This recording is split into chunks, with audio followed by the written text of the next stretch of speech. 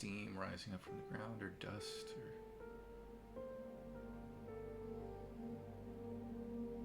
I really love this synth ambience that he brought into this.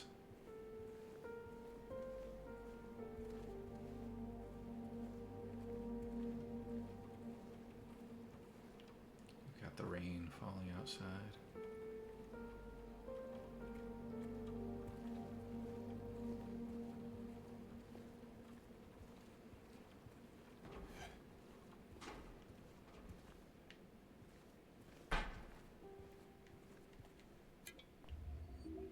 As you can see, even though we've lost Maria and had a major story beat, we are still in the Otherworld.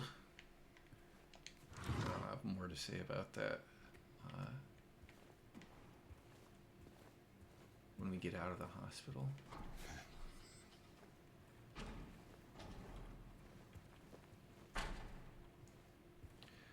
One of the things that I can't remember if I brought up on stream before, but like seeing the Otherworld in contemporary graphics is awesome, and it also is very encouraging to me when I think about them remaking the other classic Silent Hill games. There's been a lot of debate on which game Bloober Team should remake next if they are making another remake, which I think they probably are. They mentioned in an interview that they'd be interested in doing Silent Hill 4, which I think would be cool. Silent Hill 4 is also the one that's most easily accessible at this point because GOG.com just released their like big update of it that restored all the hauntings, and it's now the game the way it's meant to be played. Silent Hill 3 is possibly my favorite of the classic Silent Hill games, but it is sort of contingent upon the first game as a sequel, which I played it without having played the first game, although I had seen the movie. But I really want to see them remake the original, because they did Shattered Memories back in 2009, which I really liked, but was not a proper remake, or not a proper, remake of the game. It was a reimagining. I did some really cool things with it,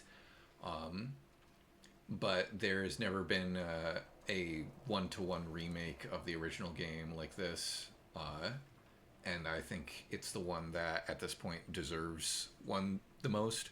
Silent Hill Origins, I think, was initially supposed to be a remake of the original Silent Hill for PS2, I think, at the time, and then they ended up doing a prequel story instead. Yeah. We'll do this.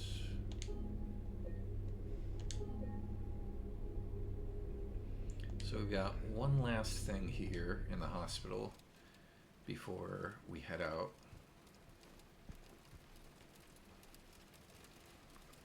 The atmosphere and visuals in this game are just awesome. I can't get over it. They're so good. Look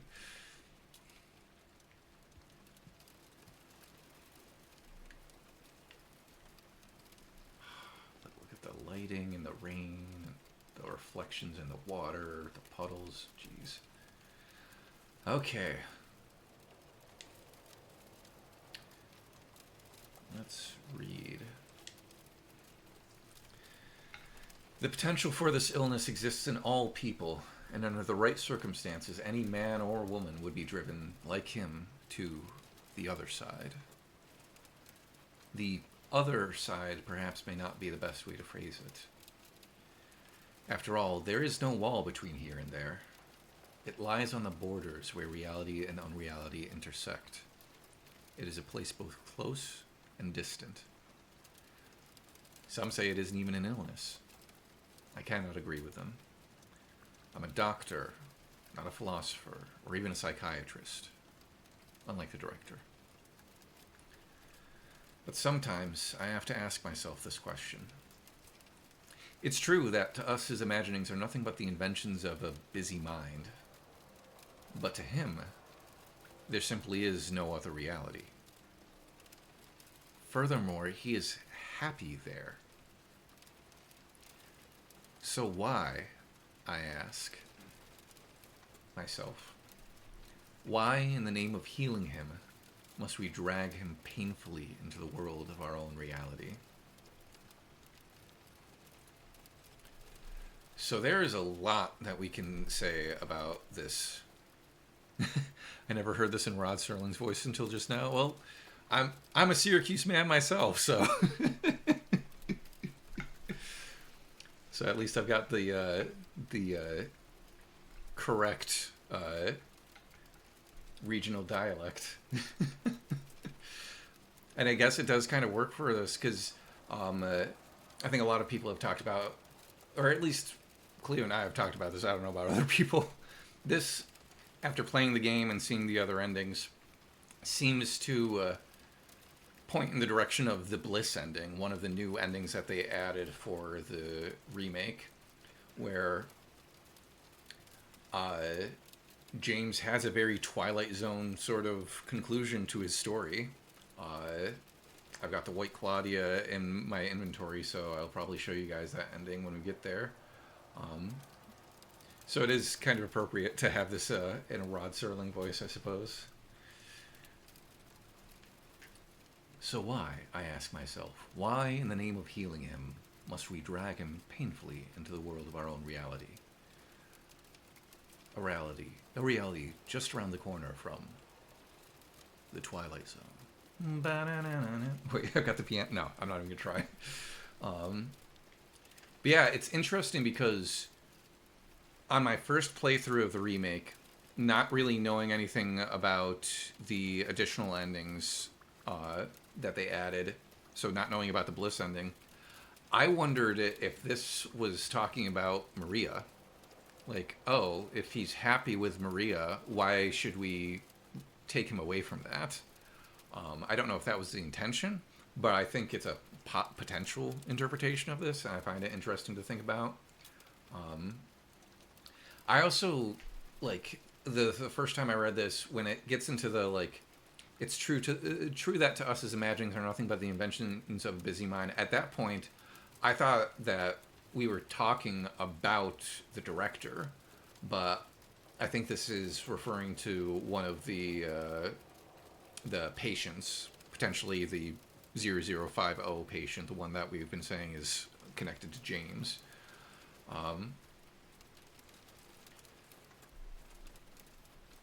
And it's interesting to think about because, I can't remember if we talked about this last time. Chat, internet, let me level with you. It feels like it's been a lifetime since the last stream, even though it was only 2 weeks ago. So many things have happened. So I'm realizing now that it's taking me a little bit to get back into the swing of things. But one of the things that I discovered through someone on Reddit is, like, there's some documents on one of the tables in the hospital that have a bunch of writings on them about the patients, and one of them, I'll see if I can find a link to the Reddit post or whatever it was, but basically someone was able to, like, lift the text from those pages, like, by going into the source code or whatever, or, like, going into the files for the game.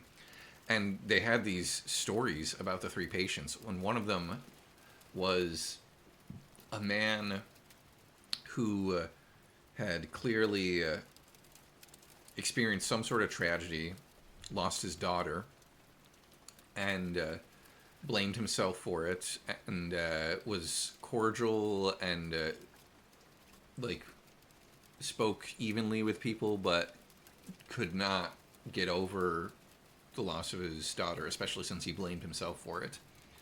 And then they introduced him to a new girl that they said was his daughter, and he started, like, opening up and acting more normally, and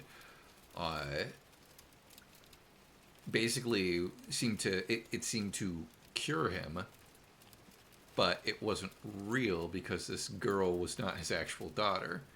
And so it's interesting to look at this, in the context of that, if they're referring to that specific patient. But again, that's stuff that's kind of like, I almost want to treat that as like not non-canonical information, but extra-canonical information. Like, it's, if Bluebird Team had wanted us to read those specifically, then they would have made it a readable thing. And so, even though people were able to lift it, I don't want to take it as the, like, God honest truth or anything. Cleo has a lot of interesting thoughts about this stuff too, and I think for the most part I'm not overlapping with her too much. One of the other things that I wanted to bring up specifically about this is the reference to the other side, because in the original Silent Hill, I don't know if they ever referred to it as the other world or the other side, but there is a track on the original soundtrack called Other Side. And I think the usage of those words here is very purposeful, even if they weren't thinking of that specifically, like other world, other side. And like the fact that there's no wall between here and there. It lies on the borders where reality and unreality intersect, that liminal space. A place both close and distant. There are so many theories as to what the other world actually is. I remember when I think I've talked about this before, but I remember when I watched the movie. Oh, I have not been recording. Oh, I can just download the video from the Twitch stream. But yeah, when I saw the movie, the way that the movie does the otherworld transitions, it's got like the paint peeling back and everything turning to rust, and it gives you this impression that the veneer of the fog world is being pulled away, torn away, to reveal the truth of Silent Hill beneath this rusted world with like just rotten things, and but that doesn't necessarily line up with what we have here. I think there are a bunch of different ways. I think that's one of the beautiful things about the no, it's okay, Cleo. The Twitch is recording the video, so I can just don't download it from the video manager afterwards. But yeah, the other side can also, like in this case, it almost seems to refer to like the other side of sanity, the other side of normality, this place that like anyone could end up in, but for the grace of God, essentially. Like, the potential for this illness exists in all people, and under the right circumstances, any man or woman would be driven like him to the other side. And in James's case, he has been driven to the other side in a very particular way, where he has this psychogenic break, and he now has amnesia. Like, Cleo will talk about this a lot more in her stuff, but I don't want to like steal your interpretation or anything, because I think it's very I don't want to like ape things that you have said too much, but this idea that James has sort of been reset to almost like the best version of himself, a version of himself that was fully in love with Mary and like before she fell ill, and that's the guy who's going on this journey, and is slowly remembering things, or like learning more about, oh, that may not be the guy I was at the end of her illness. And yeah, the whole why in the name of healing must we drag him painfully into the world of our own reality, like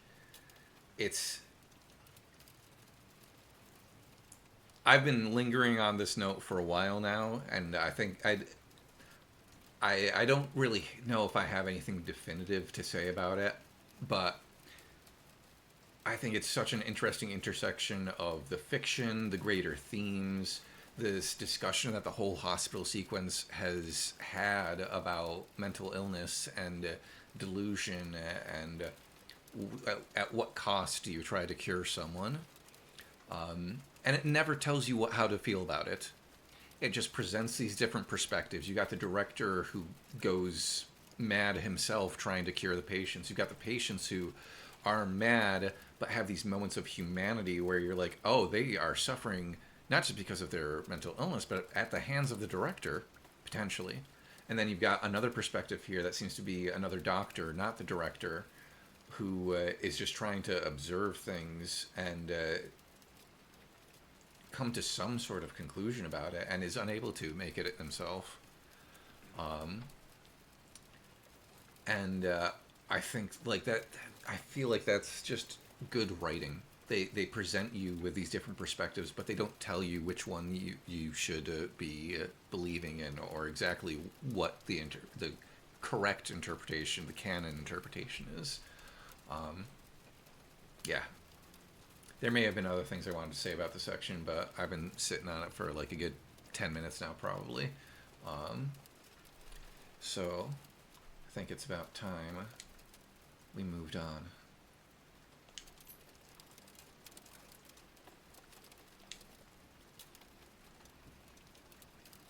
And now what?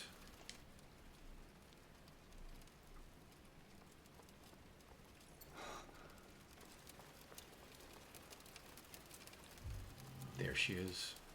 The reason we came in here in the first place. I gotta wonder how James is feeling about Laura right now.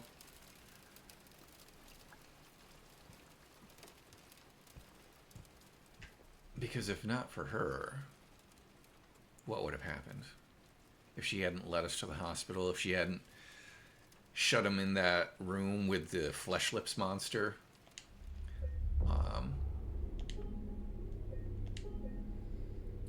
And yet, as we're going to see, like, he seems to like be genuinely concerned about her. All things that have happened aside, he sounds like he's looking out for her safety, which makes sense when the world looks like this.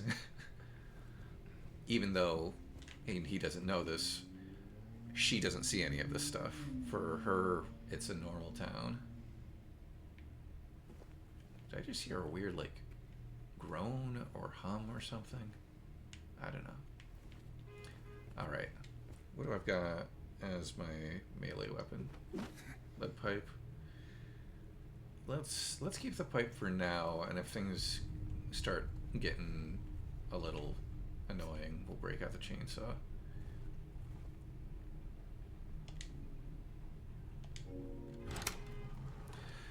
So I've seen many people talk about how, like, you get to the end of the hospital sequence and you're like, okay, that was rough, but at least we can leave now. And then you leave the hospital and you are still in the other world. And it's like, wait, we don't get a break? And I think that is very purposeful. Not just on Blue Ridge Team's part, but on the part of the original Team Silent, because this is mirroring that that journey in the original Silent Hill 2. We talked a little bit last time about the rain and the fog and how Masahiro Ito wanted the fog in the remake to kind of reflect James's mental state. And I've kind of extrapolated that to like the weather in general, and also the fact that like Silent Hill manifests stuff for you. So if it changes like the buildings and the world itself to reflect your inner world, why wouldn't it change the weather? And so in that respect, I think it's very fitting that we're still in the other world and it is raining for a few reasons. Can I do this from this distance? This is... I mean, I've got 334 bullets, so I can try.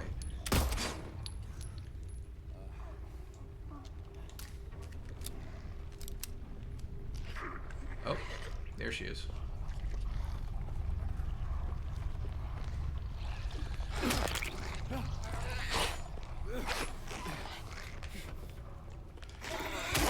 Oh.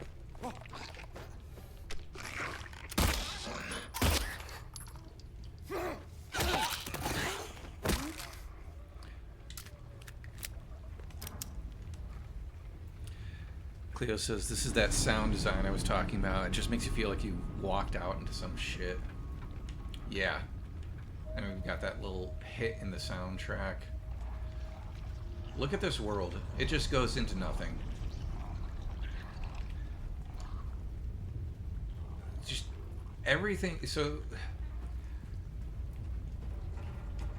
it is rough on a gameplay level that, like, you don't get a break from the kind of, like,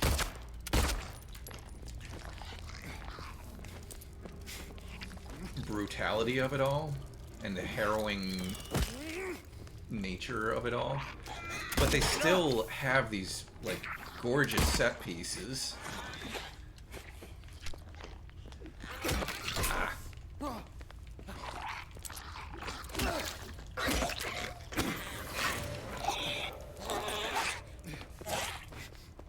Ah, damn.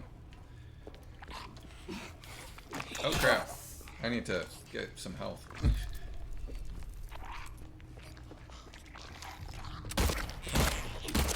There we go, jeez. Like, amidst all of the, like, gnarliness of the Otherworld, you still get shots like that. Like, there's no possible way we're getting over there, but they staged it that way. Because it just looks fucking cool. Yeah, so in regards to the town being a reflection of the character's inner turmoil, in the first game it's Alessa, in the third game it is kind of a combination of Heather and Claudia. In Silent Hill 4 it's Walter Sullivan, and in this game it's James. It makes so much sense to me that we would still be in the Otherworld and it would be raining after what happened at the hospital, because one, James is probably at his lowest point. He just witnessed a doppelganger of his wife get killed by the avatar of his self-punishment. And he doesn't say anything about how he's feeling now, but we can guess that he's not having a good time. Maybe he feels guilty about what happened to Maria. Maybe that is starting to point him in the direction of what happened with his wife. We know that Maria's death reminded him of Mary's death because of the use of Magdalene, which is now both Mary and Maria's theme in this game. And so I see us still being in the Otherworld as a combination of depression over the loss of Maria, depression over the loss of his wife, and also that continued self-punishment. No, I don't get to have a break from this because this is all my fault in so many different ways.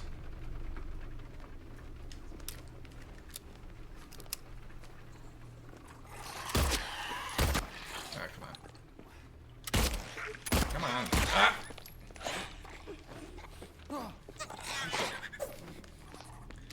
The night nurses are a little closer to the movie nurses. Anyone who's seen the movie, you know, there's a sequence in the hospital where people criticize it for being like a game of red light, green light, but it's lore accurate. Like they say in this game, the light draws their attention, and it's got just all the coolest movements and unsettling like vibes from the dancers that they got to play the nurses. Ah, come on. Come on, frame rate. Let's get through this. We can do it.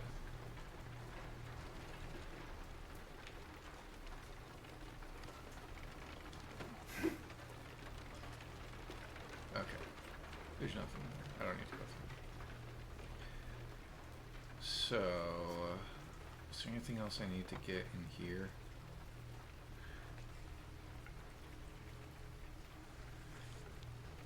Okay. There are a few other things that I want to talk about with this Otherworld section.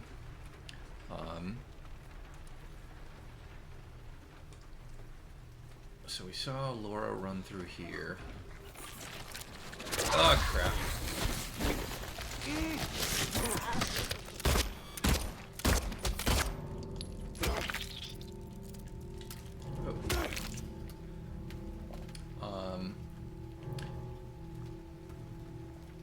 This is another great example of the familiar being made unfamiliar by the Otherworld. Like, just a few hours ago, we were walking through this in this section of town in the golden hour sunlight with Maria, and it was this kind of peaceful, calm moment. And now it is the exact opposite of that.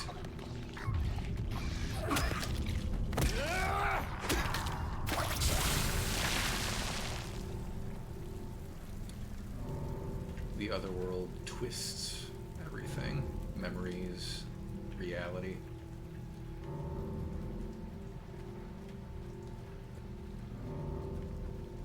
Oh! I saw the other one, but I didn't see you.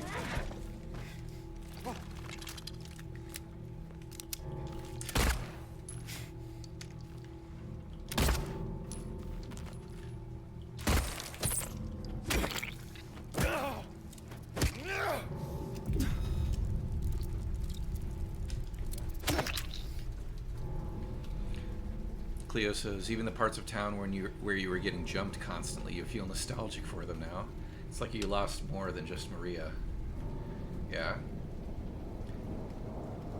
Yeah, as a player, playing this for the first time, nothing is safe.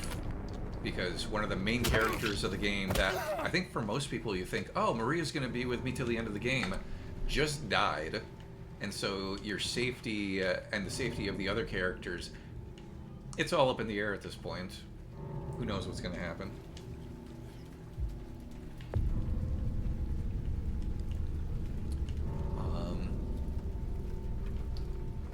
Yeah, and I love in these external Otherworld sections, and this is true in all of the games, you just have these sections where there are holes that just go into nothing. Like, there are more obvious ones, like the one I pointed out before, but it's just a sense of like, oh, that is literally the abyss that we are staring into. Not just a metaphorical abyss, but the abyss.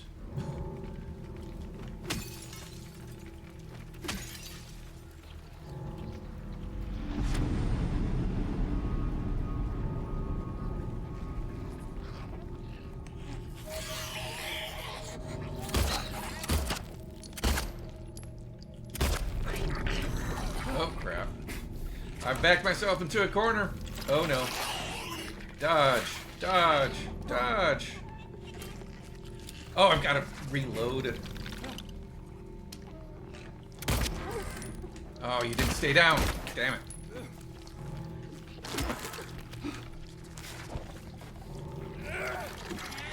Crap. Ah, come on.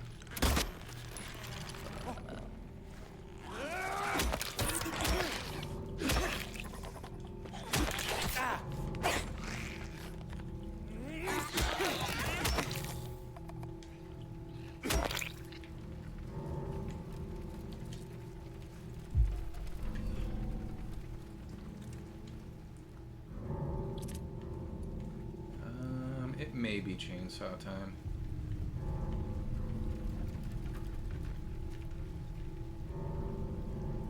Okay, I definitely heard a bug. Where'd it go? Where is it?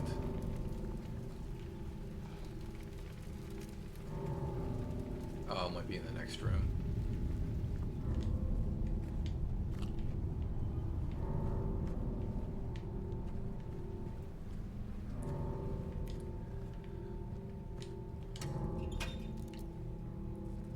Oh, I was just hearing that. That's what I was hearing. The flickering light bulb.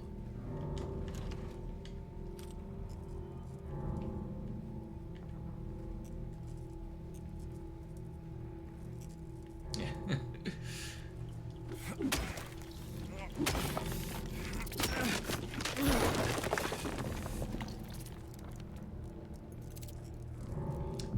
me double check really quick where next glimpse of the past. Oh, I think I remember now. Glimpse of the past is in Neely's bar with the map.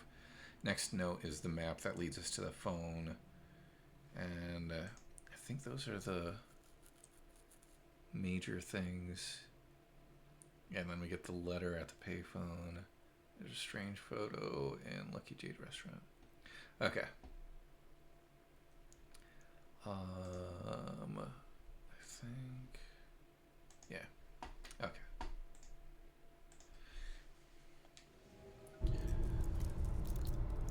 I was saying to Cleo in an email today, like, I think if not for seeing Laura out the window back at the hospital, that might have been it for James right there.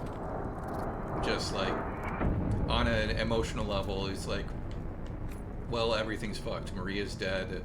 I haven't found my wife. Everything's still in the other world. Yeah, that might be it for me. And then he sees Laura, and it serves as this, like, one thing.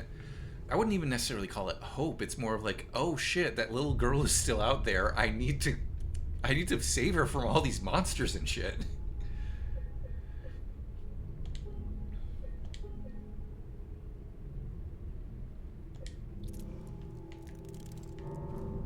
Yeah, one of the last things I want to talk about in regards to the Otherworld and the way that it... There she is. Laura, stop! It's dangerous! Is... I kind of have a theory as to, if not everyone, why the idea of the Otherworld and the aesthetic of these games works so well for me and resonates so much with me.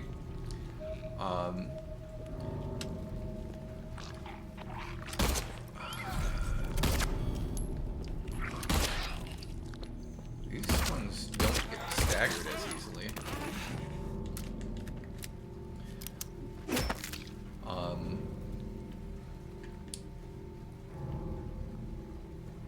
If this is a world where the world changes to reflect your interiority, your like interior emotional journey, that is something that feels very cathartic to me. The way I was describing it to Cleo in an email was, it's like, this is the Heaven's Night entrance, isn't it? It's like, if you've ever experienced a major loss in your life, like the loss of a loved one or something else that you cared about a lot, there is that feeling sometimes of like, wait, and now things are just supposed to keep going? Like the world is just gonna go on without acknowledging this loss? And so in some ways it's very satisfying to see in the context of Silent Hill the world respond and be like, no, we're going to acknowledge this tragedy, this loss. It's going to be miserable, but that misery is what you're feeling right now. And in that way it's almost, again, it's almost cathartic. There you are.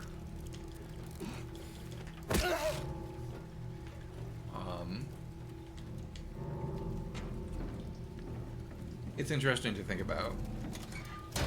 I'm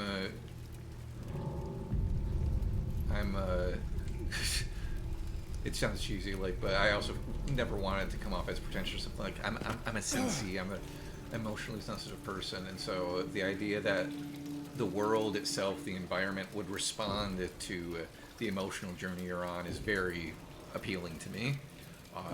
It's part of the reason I think I like musicals so much, or like gothic stories, because there's so much about those things where it's like, oh, the entire environment, like the music, is going to heighten everything and reflect the feelings in a way that almost feels truer than if you just kept it purely realistic. Metal music is that way for me too. Like, metal music is a place where you have the opportunity to just like go fucking balls to the wall, all out. Yeah, that's a good word for it, Cleo. It's validating. The environment itself agrees with you. And this is one of my favorite fucking set pieces in this whole section, the Lakeside Diner. Like, how fucking cool does that look?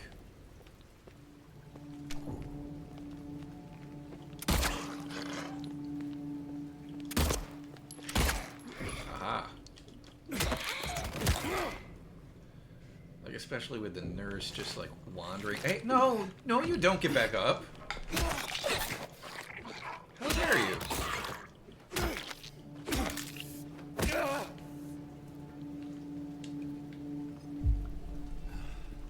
I was appreciating a cinematic moment.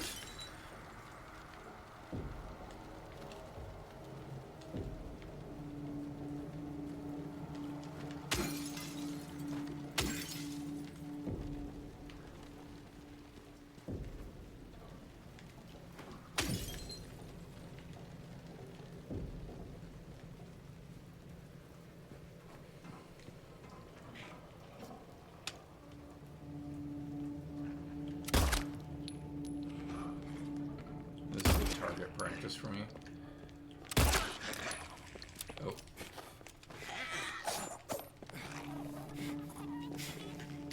No, you don't. Oh, no. Oh. Not the frame rate. Not the beard!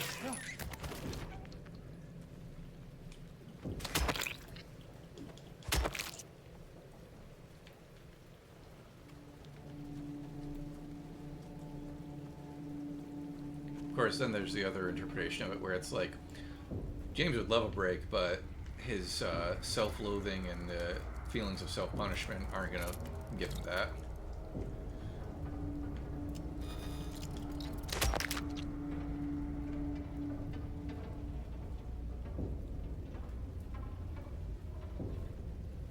It's too fucking cool. And then we've got that abyss again, the void. And again, that has connections. Like, it's literalizing the feelings that people can feel when they have depression. This big gaping maw.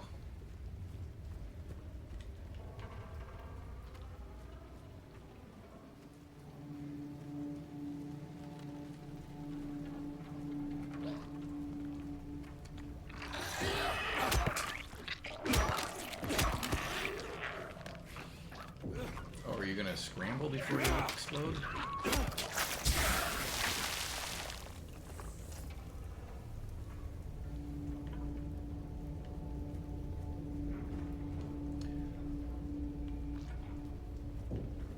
So here we are at the Lakeside Diner.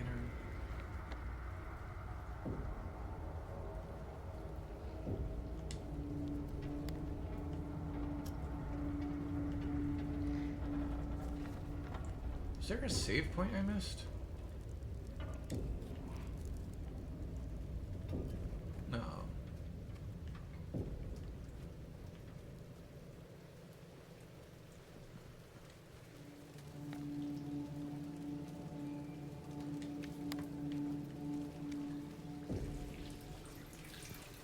Maybe I did. I don't know. It's not important.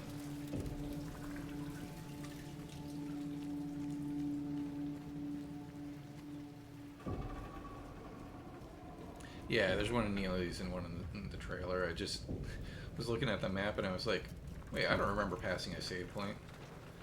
Maybe my short-term memory is worse than I thought.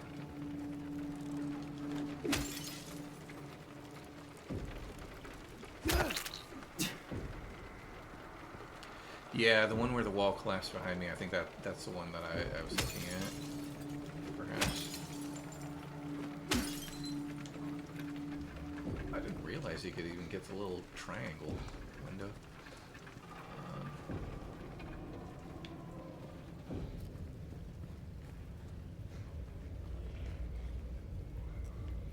And the way that, like, stuff is, like, falling in, like, the floor or road there, and, like, stuff's tipping over. We're gonna pass Saul Apartments again, I think. And, that'll be another moment of, like, oh, this place is a bit different now.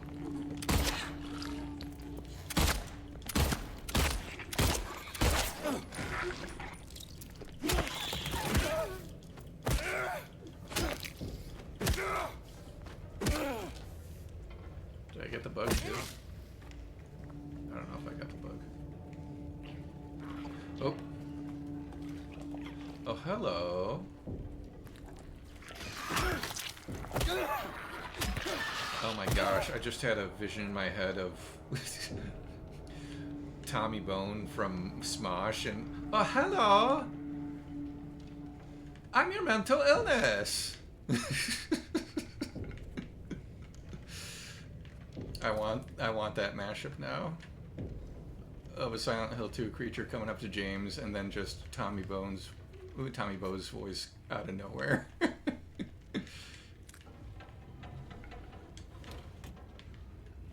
Because it's appropriate.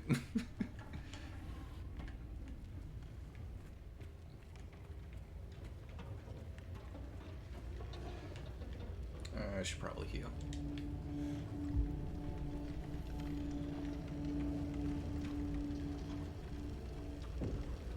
You're hearing the neon, I think, from the sign.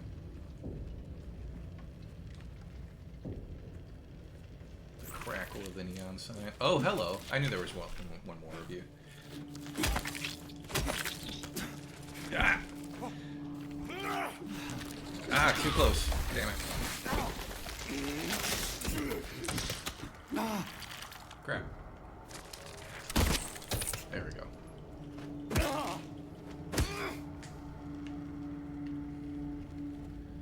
Jukebox. Oh!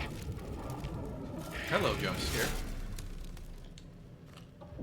Aw, it's broken.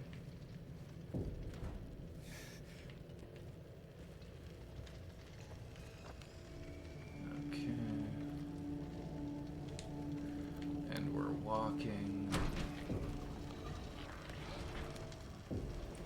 While we're in this transitional period, are there any other questions people have about the game, the series? Got the Silent Hill school bus again, taking people to, oh, come on. Oh, fuck you in the face. Oh, you're not dead yet? Oh, get away.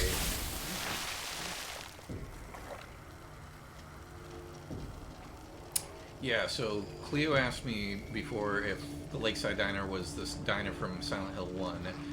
It is not. Everything in Silent Hill 1 takes place north of Toluca Lake, and I believe the diner that Harry wakes up in and meets Sybil Bennett in the first game is the 5 to 8 Cafe, or 8 to 5 Cafe, something like that.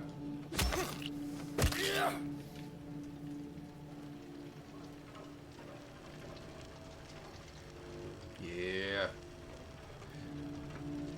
Le Kitty Diner. This town is 52% diners by weight. I mean, yeah.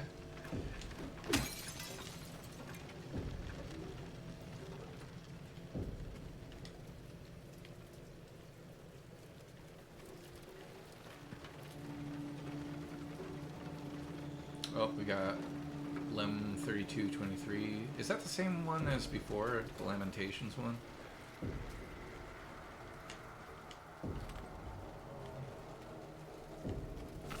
Oh, where are you?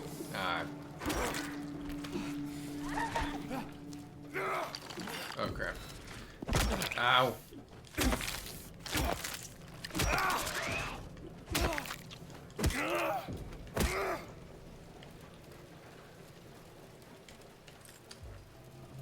I will say, even without all of the, like, metaphorical, emotional stuff,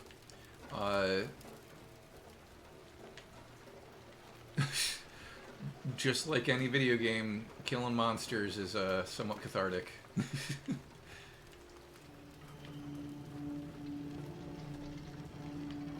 You see Lem, Matt, Corin, EPF for fusions over and over. Okay, gotcha. That's what I figured.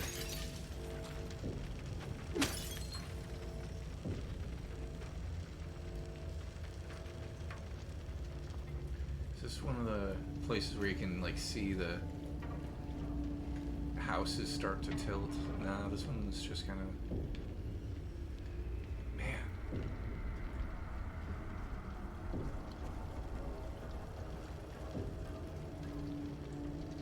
Yeah, I should heal.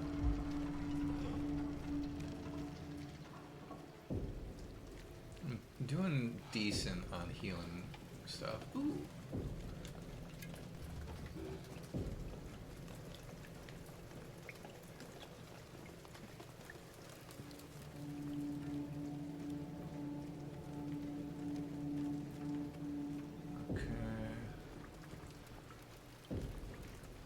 That's just a cool, like, the environments. I love it so much. So freaking cool.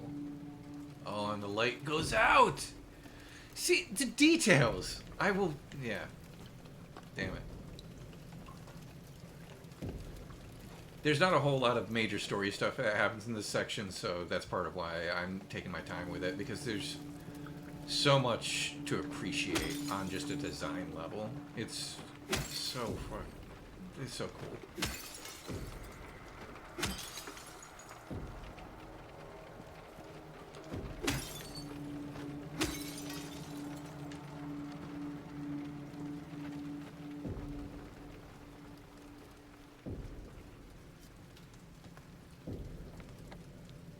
Okay, I know there's somewhere around here where, like, I think this is where you get kind of like splitting pathways that circle back around to each other. There are like two different ways you can go to go through this one, like, warehouse or something.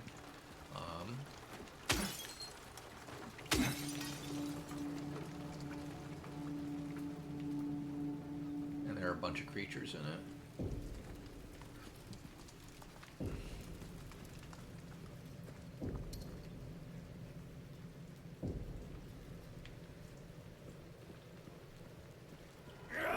Oh. Laura, please, wait! Oh. Whoops. Didn't realize I was going to trigger that. But we're not going there yet, because there's so much more to explore in James' personal hell.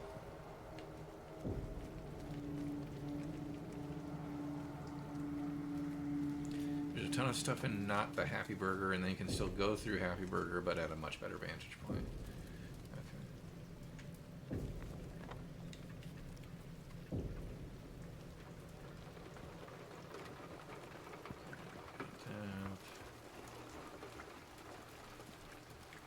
Those headlights just on?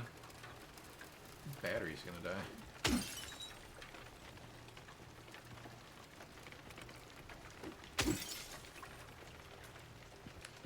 Yeah, I think it's possible to completely bypass the warehouse, Cleo.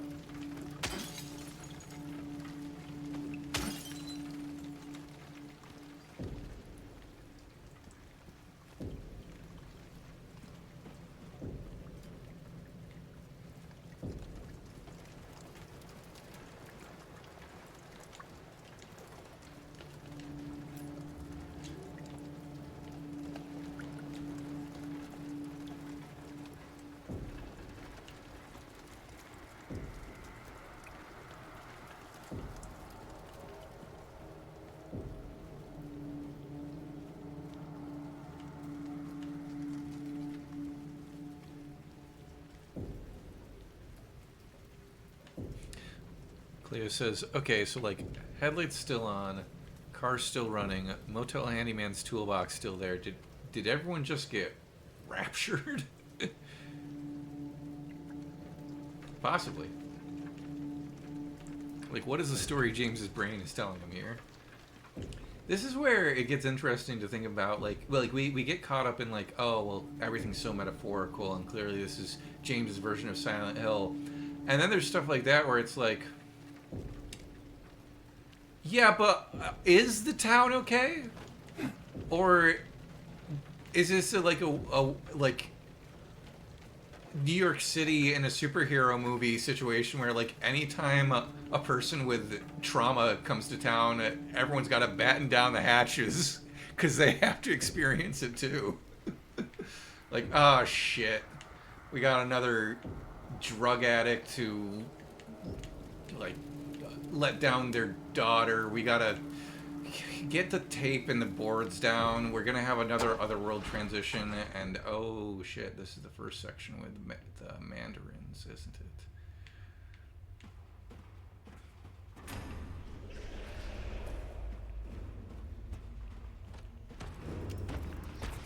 Yeah.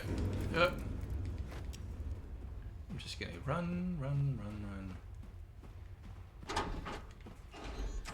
Okay. So it has stopped reading. So perhaps James is no longer holding back the tears that the rain is expressing. Where did she go? Yeah, and now we've lost Laura.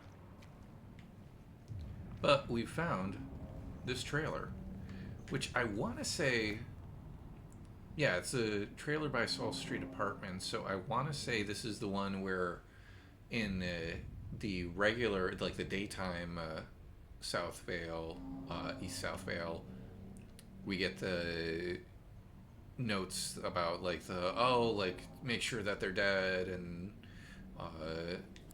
that sort of thing. But maybe I'm just conflating the two. And we also get this note, where we get that variation on the whole staring into the abyss quote. He who is not bold enough to be stared at from across the abyss is not bold enough to stare into it himself. The truth can only be learned by marching forward. Follow the map. There's a letter and a wrench. I love how this note starts off all poetic and then gets very literal. It's like, he was not bold enough to be stared at from across the abyss, and not bold enough to stare into it himself. Truth can only be learned by marching forward. Look, just follow the map. There's a letter and a wrench. But if we look at the handwriting here, I want to say that looks like the director's handwriting. And it indicates down there on the map where we are meant to find the letter and the wrench, which James will dutifully add to his map. But yeah, if we really quick want to go to the memos and try to find one of the director's notes, like the one he put into the safe.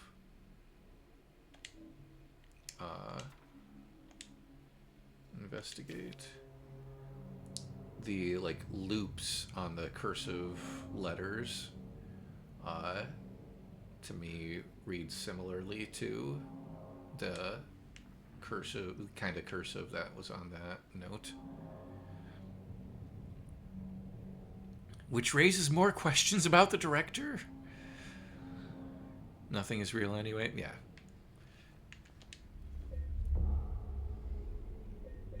Is the director just another manifestation of James's psyche? Is he someone else caught up in Silent Hill who is trying to guide James somewhere?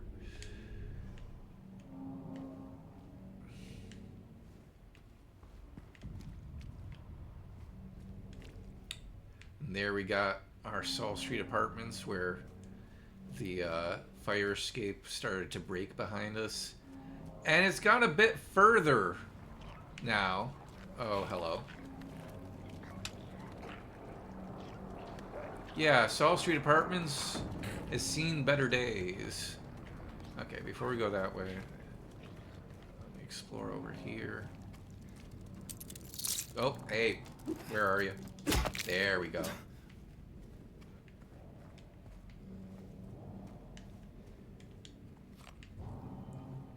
I have so much ammo.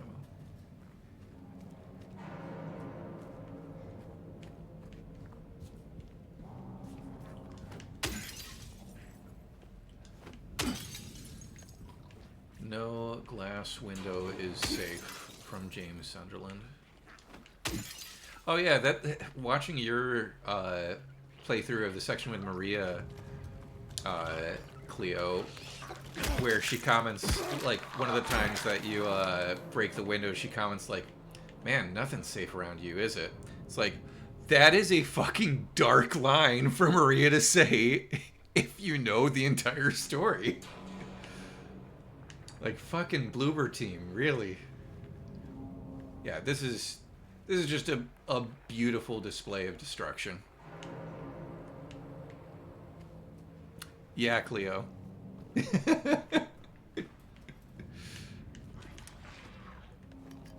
We're leaving no stone unturned on this full spoiler playthrough.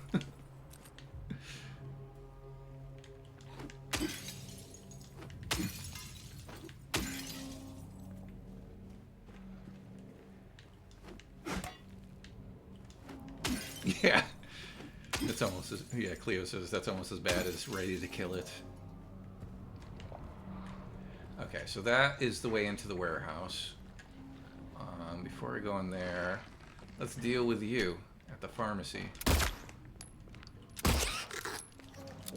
Ah, come on. There we go. And make sure you don't get back up. Okay.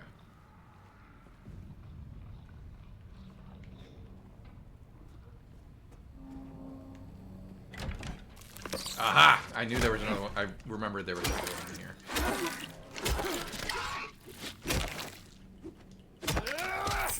It just froze there for a second, like, hold on, we can work this out. Nope.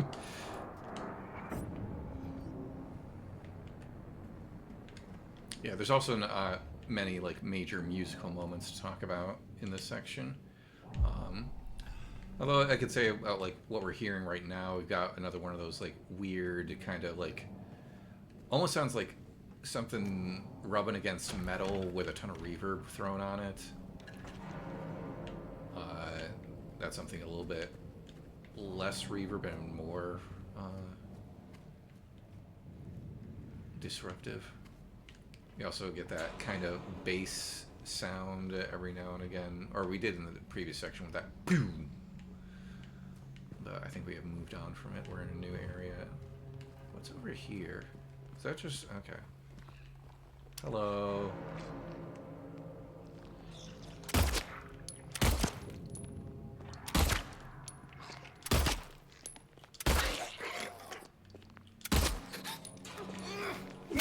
Oh, that didn't drop you.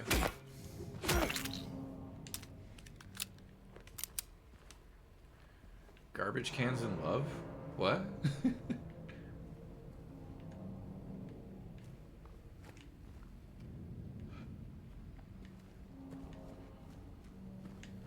Is there anything else in here to grab? No, I think I grabbed. Oh, the metal crashing in the sound design. Yep.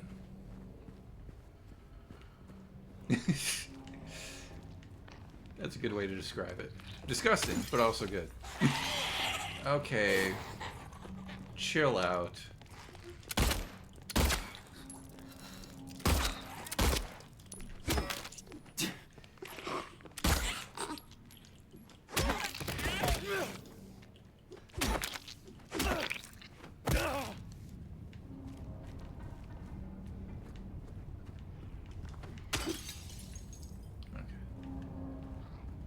Got another gaping chasm.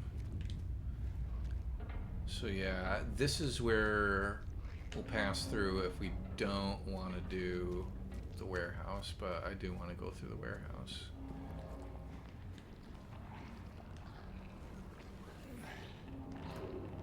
think we will eventually... Yeah, so there's the Happy Burger. And you can get back to the Happy Bag Burger after this, I think.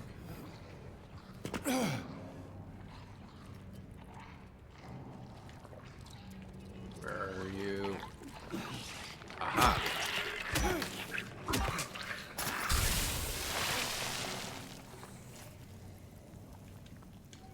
We're gonna be cool and methodical about this. It doesn't have to be chaos. And now that I've said that, I've clearly jinxed it, and it's gonna be absolute chaos.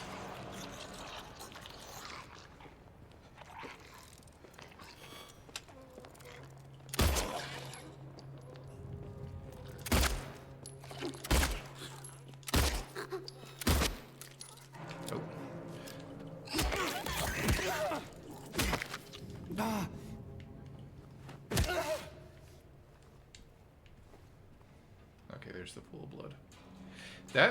That it remains a tool to know that something's not going to get back up from the original games.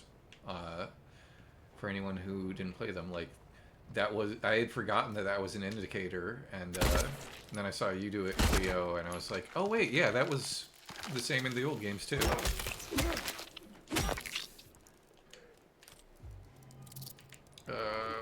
Where are you, creature? Where are you, bug? Oh. So, wall to break through here.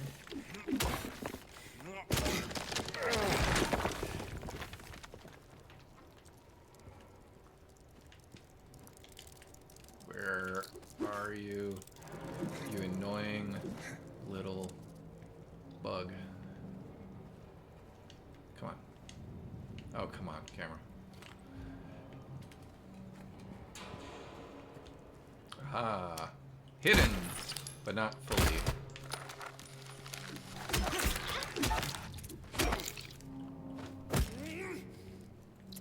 Where are you? Man, it's just like the perfect noise to be both like unsettling and also incredibly annoying. Okay.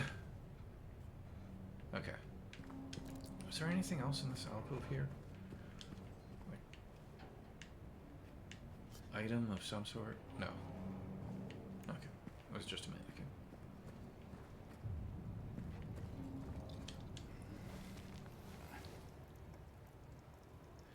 And here we are in unknown building.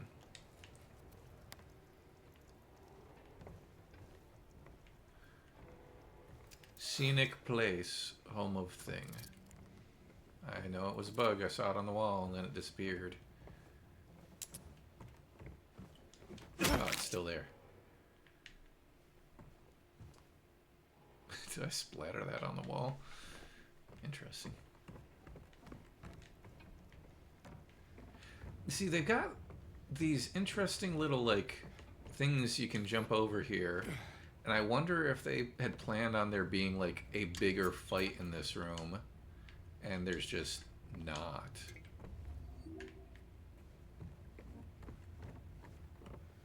So you could like use those as methods of hiding or dodging. Hey there. How much ammo do I have? 289. We were above 300 before. This is unacceptable. No, that is fine. Absolutely fine. So yeah, let's go back through Happy Burger.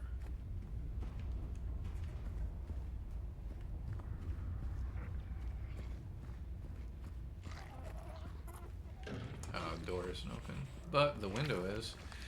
Hey there! Hello, my honey. Hello, my honey. Hello, my ragtime guy. Oh, crap. I sang a song for you, and this is the way you treat me.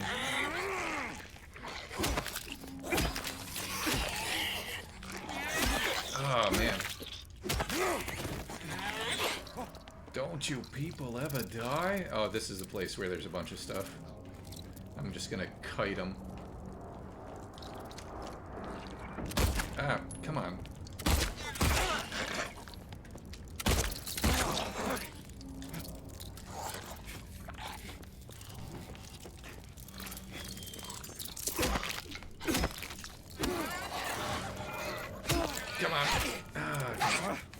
Jeez.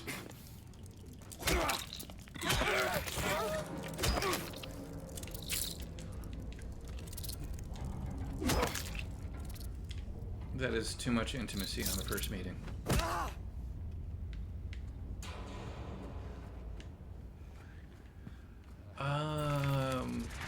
Oh, jeez. I forgot about you. Yeah, you never... Oh, no, don't you even try. I know your game, you rogue. Oh, come on. That wasn't enough? There we go. Okay, so why do the nurses just glide sometimes? Like, stop that. You don't get to do that. I don't know specifically what you're talking about, but it may just be a glitch.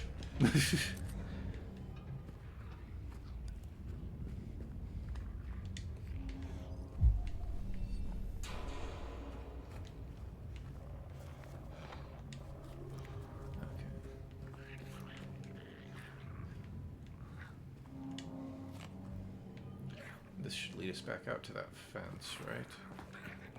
Yeah. Dog. Oh, come on.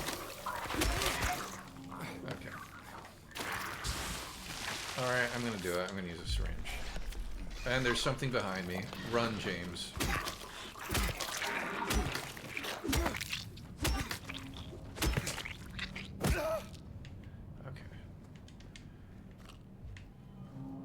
Oh, hey there! Standing there all coquettish. Oh! Well, that was not great for either of us.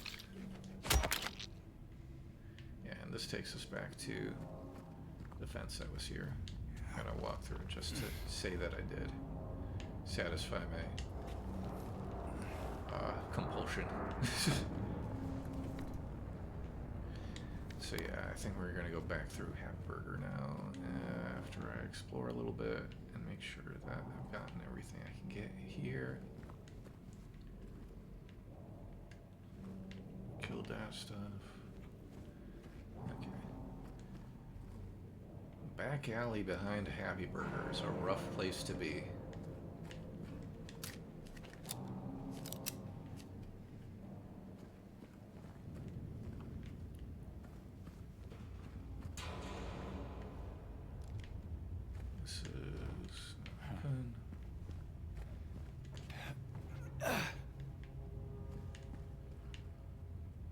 There's Neely's. Before we go to Neely's,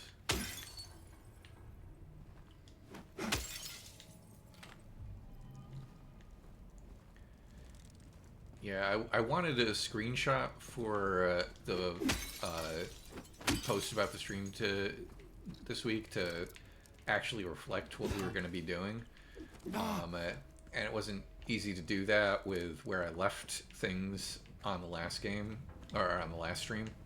So instead I went back to my folder of screenshots I took on my first playthrough, and one of them was the exterior of Neely's here.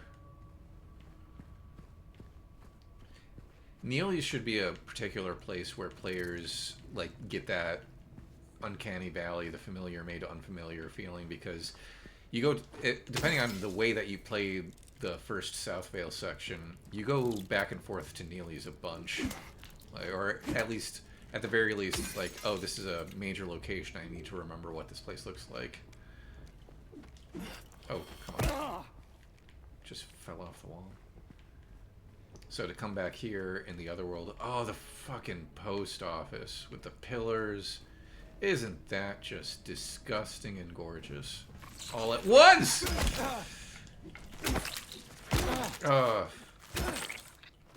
Oh, come on! No. Aha!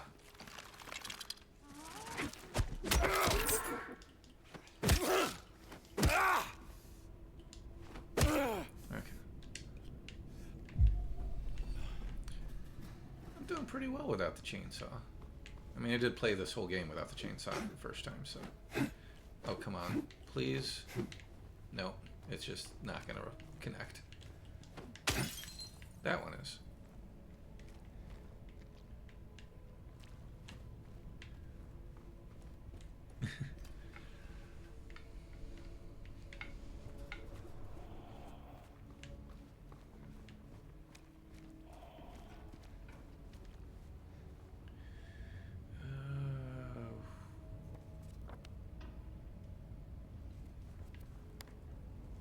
I want to go to Neely's next.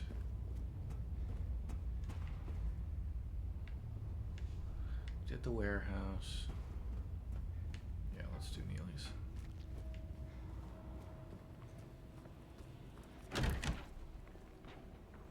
We got the jukebox. We got a glimpse of the past.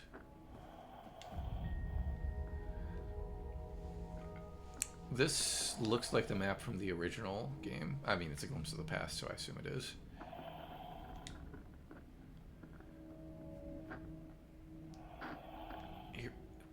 Here we get another, like, heavy breathing noise, in addition to some haunting notes. Is it trying to play Adam Kara? Or is it just moved on to something else?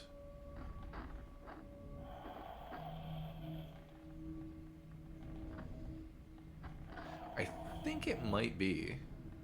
It's just slowed down in weird ways. And then we get this iconic message.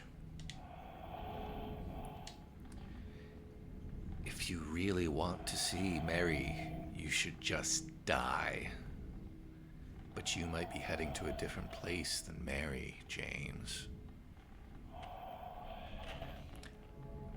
I feel like someone on the Reddit, like, grabbed all the capital letters from this and tried to, like, unscramble them to see if they spelled out a message, and they might have,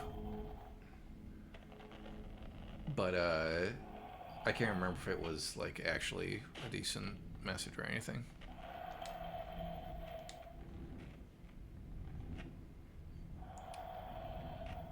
Also, fun fact, viewing or not viewing this message, I believe, will affect whether or not you get the in water ending on your on a regular game playthrough.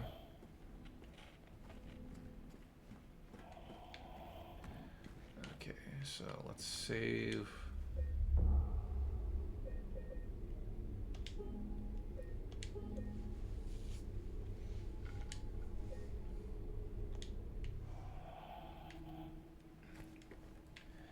Oh, this is open. It's so weird looking at this stuff, and again, looking at it in the other world.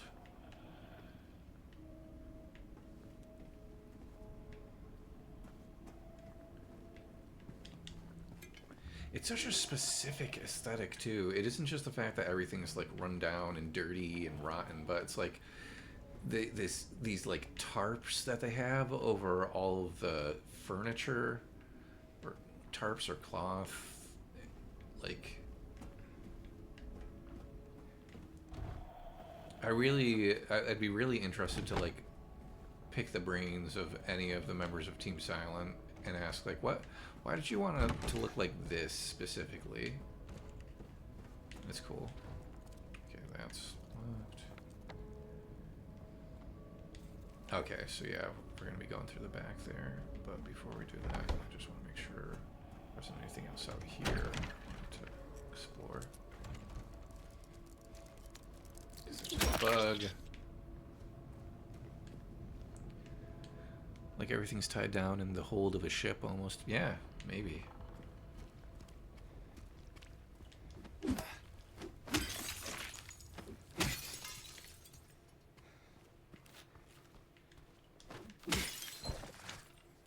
Oh, hello. Oh, that was...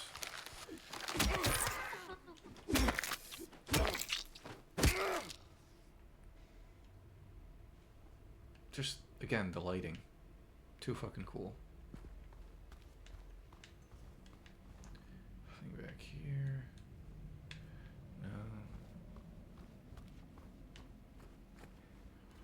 We should be approaching the door that wakes in darkness, opening into nightmares. Which is why I changed my going live thing back to that. Is there anything on this edge of the street? That was the warehouse. There's this, there's that. There's telephone, but not the one that I need. Car, okay. Let us proceed.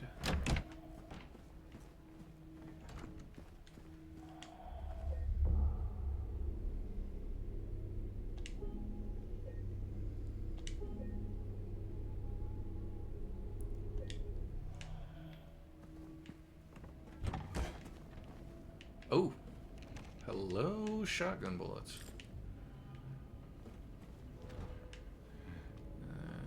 Back this way. Through the door back here. Got the stuff that was in there. Okay. Hello, bug.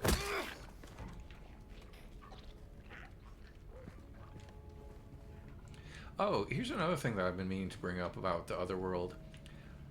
Once upon a time, the official Konami website for Silent Hill, like back when I first started playing these games, which would have been around like 2006 or something, it had a like clock that you could set to whatever hour you wanted to be. I think it was partly to be like for like, oh, to set it to whatever region you're in. But if you set it to like the later hours of nighttime, like 5 p.m. or later, you would hear a siren, and the website itself would change. Like it would turn into an Otherworld version of the website. And that's something I've also always wondered if initially the idea behind the Otherworld was just like, oh, well, this is just what the town looks like at night.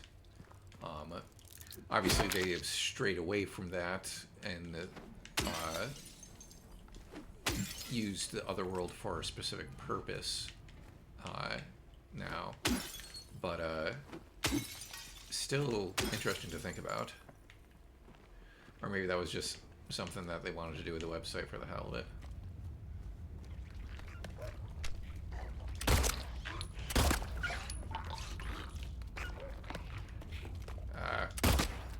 The trail of blood is just disgusting. Wow. Where are you going? I'm not over there.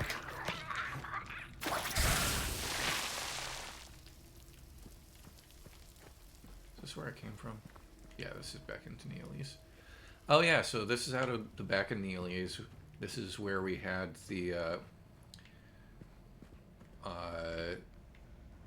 cars. Yeah, you go back and there's the teal car where you get the key to the apartment building. That might have been over here. Yeah, I think so.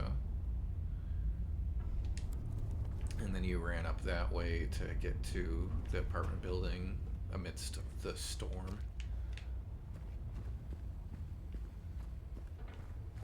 Oh, hello. Ow.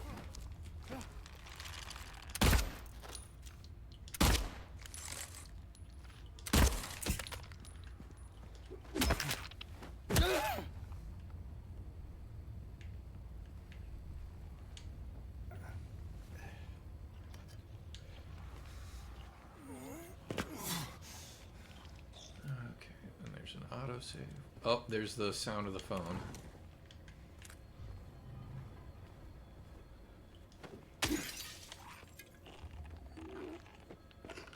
Oh, hey there. You're just gonna climb through the crevice there? Oh, James. The worst time to reload. Ow.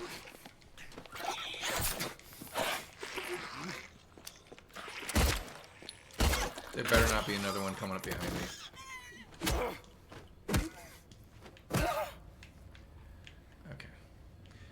Heal.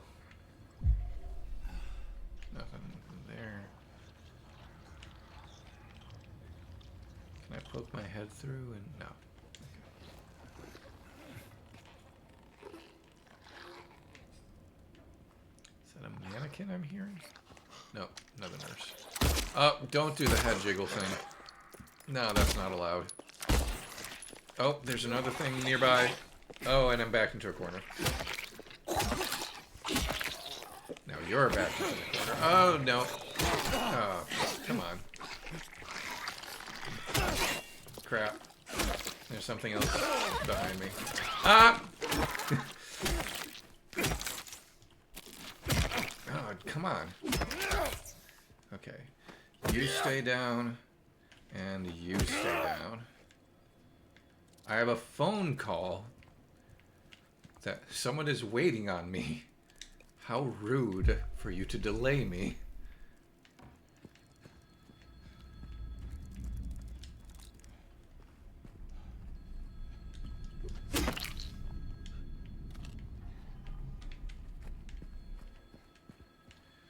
This little area you can vault over. Yeah, the strat is to get out into the open area, the more open area, and actually like use the environment.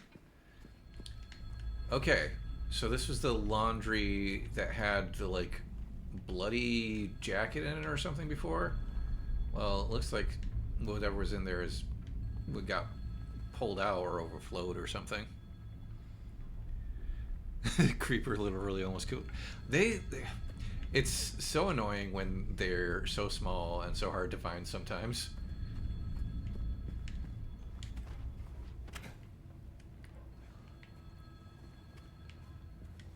Just sat there biting me while I couldn't. That's brutal, Cleo.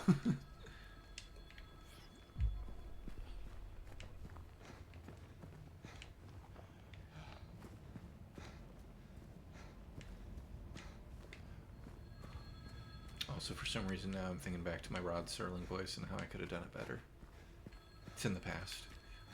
Perhaps I'll have more opportunities. Maybe that's just my director voice now. When we get this next note, I'll do the Rod Serling voice.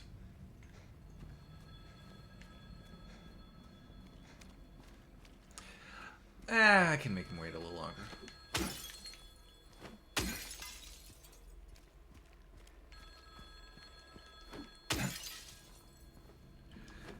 Funnily enough, there will also be a phone ringing in Silent Hill 3. But that one, you will actually get a response on the other end, and it is one of the creepiest moments in any of the games. And creepy in a, like, gets under your skin kind of way. But who will answer James here?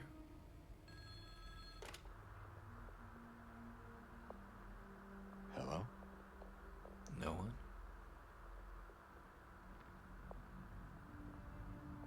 Anyone there?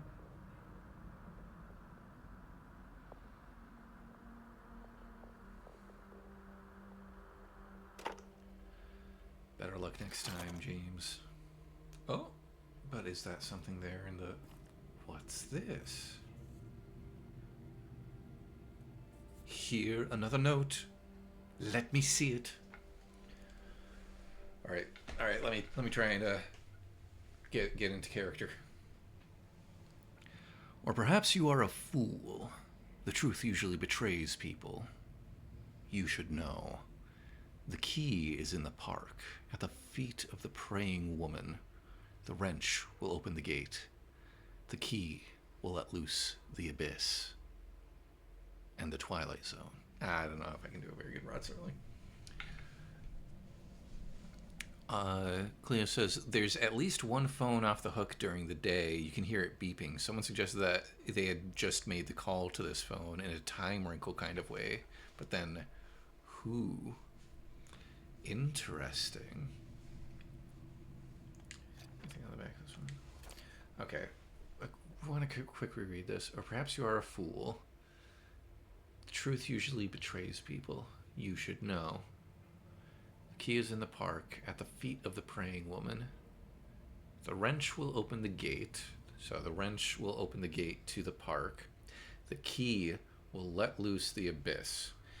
There's something... I find that so interesting. Because the key that we're going to get in the park is the key to the Historical Society. And it's saying we're going to let loose the abyss, but we're entering the Historical Society.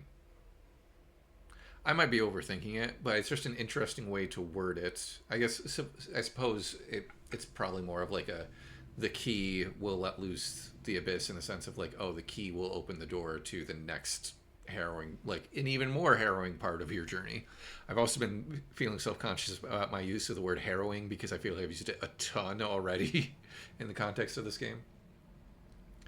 But yeah, I think I'm getting too hung up on like the literal logistics of let loose. Like, oh, wouldn't like if the key lets loose the abyss, wouldn't that mean like the other world's going to come pouring out of the historical society or something? No, I think I'm overthinking it. Oh, and yes, the wrench.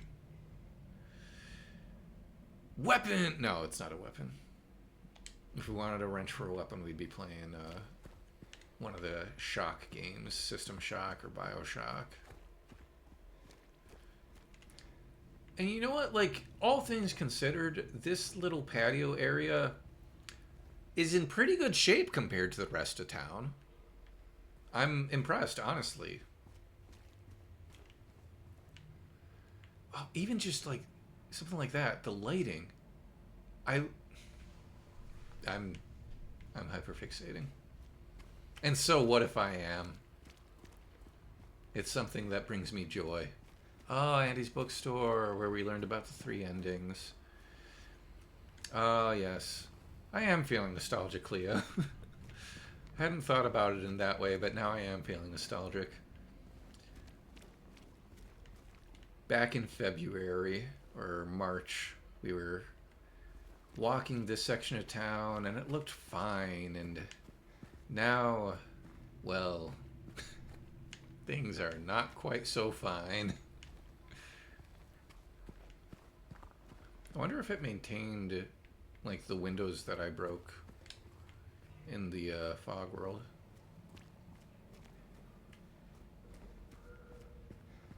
Nah. Because I'm pretty sure I broke this one.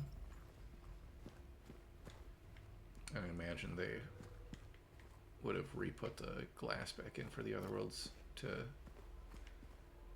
maybe not. I don't know. Maybe I looked and I was just like, oh, I don't need to break this one because there's nothing there. And in the other world, there's a health drink.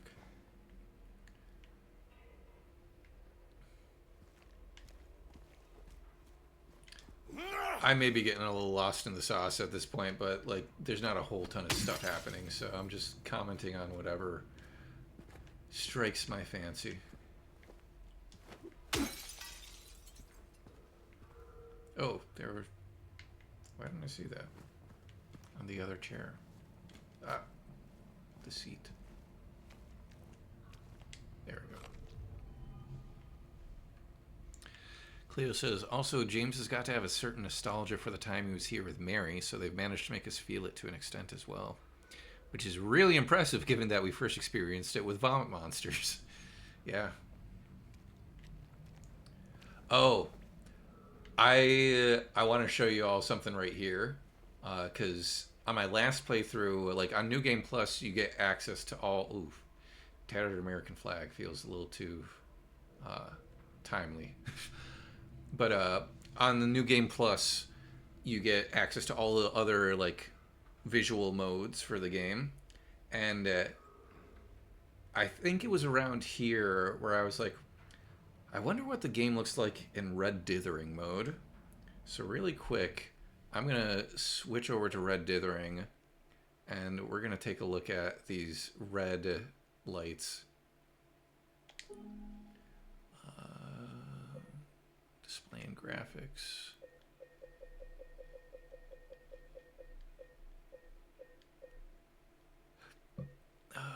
Where's the...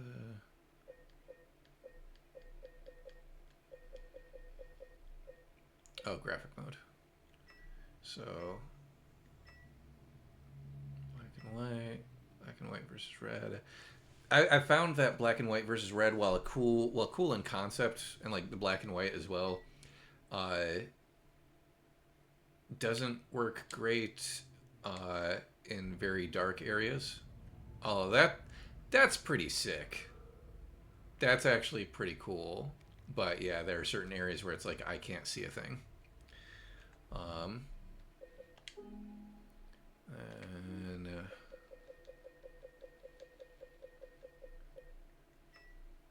VHS, old CRT, outline aposterized. Green LUT is actually what I used for my last playthrough because it gave everything kind of this sickly green color.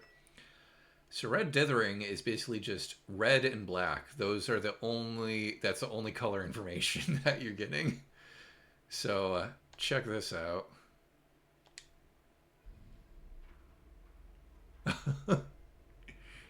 It's so harsh. It's like so brutal and you can barely see anything. I think it probably has a better effect in daytime, but yeah, this is gnarly. Okay, back to regular.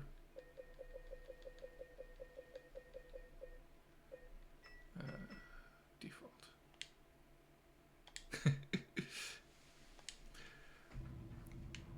I may be wrong about this, Cleo, but I feel like your inflection there is, ah, hell. Yes.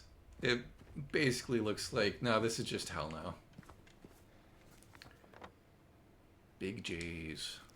Another diner. This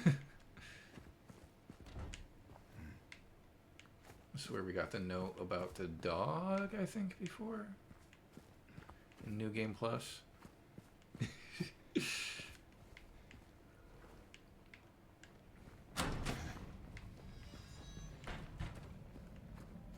Ah, yes.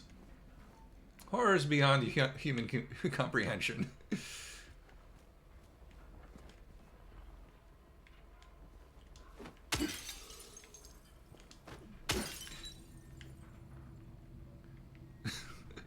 Listen, I'm not complaining about diners per capita.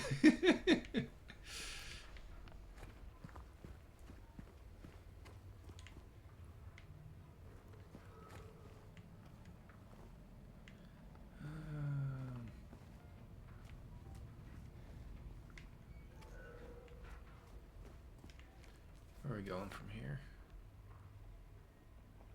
Okay, we're going to Rosewater Park, so go around this way. Do my usual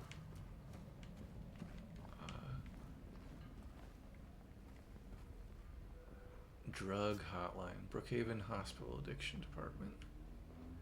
Addiction recovery.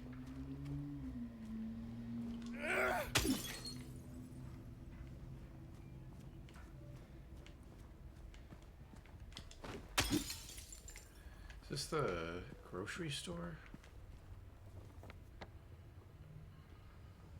Yeah, Gray Market or what? Something Market.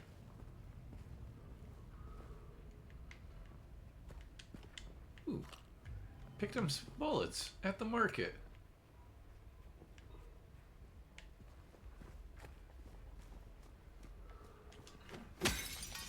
Oh, and there's one of the photos. I'm really disappointed that I missed that one photo early on. And then basically just had to abandon the photo quest. But I'm going to be playing this at least one more time. Probably not on stream, because I still need to get the Maria ending. If I want to get all the achievements. Okay. Ah.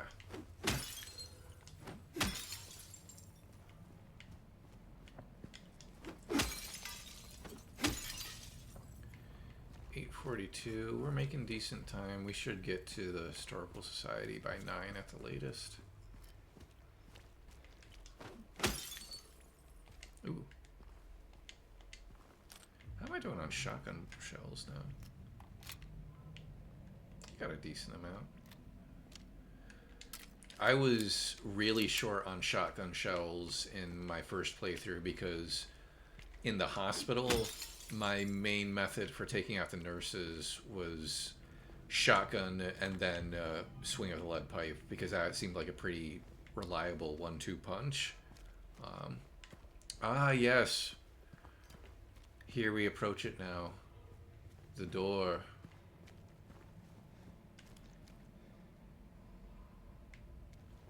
The door that that wakes in darkness, opening into nightmares. Oh, and the top of this tree is just gone. Hmm.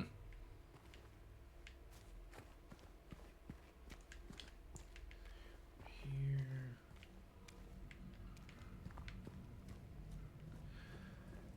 I love groovy music.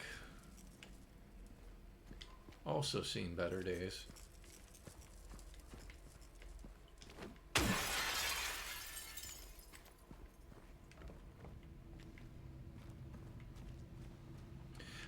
I would love it. I wouldn't actually love it because it would be kind of cheesy, but I would love it if someone from Team Silent just came out and was like, yeah, no, the other world is the real world. Like, Silent Hill takes place in a post-apocalyptic world, and anything that isn't the other world is like these characters remembering the time before the apocalypse and like deluding themselves or something like that. Because there are parts of the other world that feel pretty post-apocalyptic. Like the lack of people, the destruction everywhere,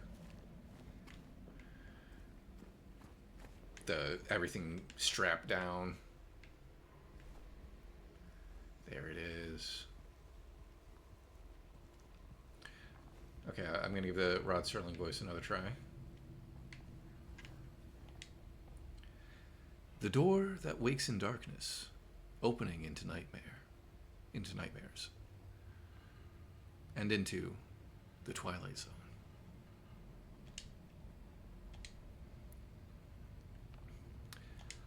Cleo says, I've always found it so interesting that the game makes you manage your resources so carefully. You can't mow everything down as much as you want to unless you've hoarded ammo for that. Yeah, I mean, that's classic survival horror. Giving you just enough resources so that you can accomplish things, but just little enough that you're like, I really gotta conserve stuff. There's the breath again. Mary's death rattle. Excuse me? This almost has the vibe of like a crime scene sketch around a body or something. But I think it's just cracks in the road. Oh, no, you know what it is? It's parts of the road that have been patched over, perhaps? I don't know. Okay.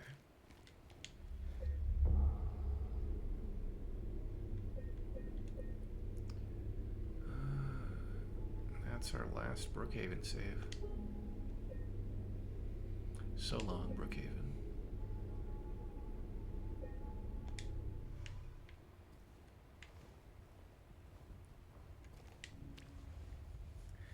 The wrench will open the gate.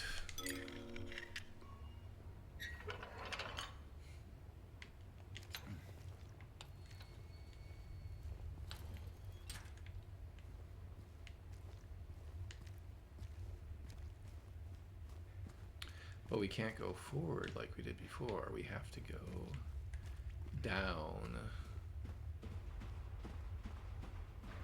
Or not down, but across another area with mandarins that I'm just going to run past because I don't want to deal with them.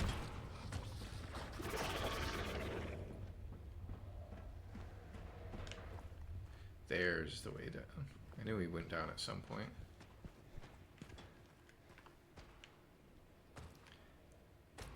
I was wondering too where the delineation is between the other world and the real world, and I think it might be the store. That might be why you get this flickering light, because we're about to head back into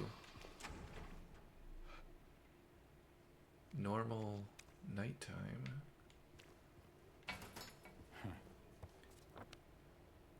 South Vale. Also, did we just have like a non-Euclidean moment? Like, isn't this the door that we went through to get to the Mandarin section? Should have checked the map.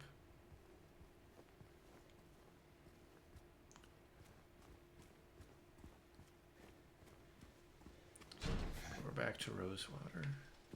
I think the upper section is blocked off now, but we can go through the Orpheus Gate.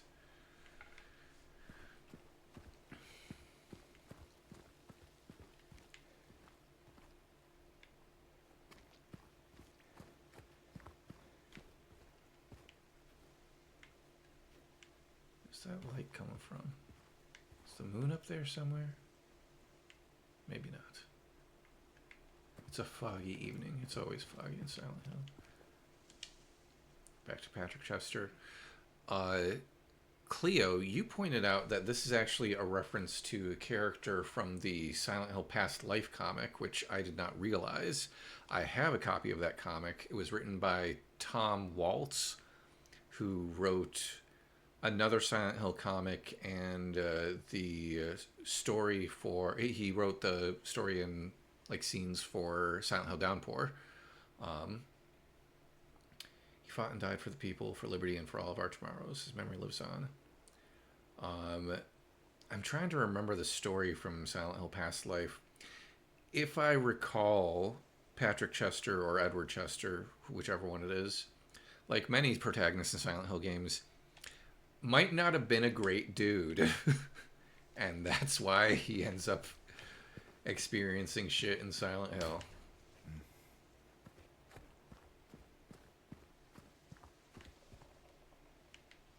Yeah, he did have a pregnant wife. Oh man, I wish I had thought to reread the comic before. Oh, and we've got the little thingy again. Better take a quick look at it before getting back here. I forgot we were going to be passing through here again. I don't think there's anything else to get here this time around. I always just want to be thorough.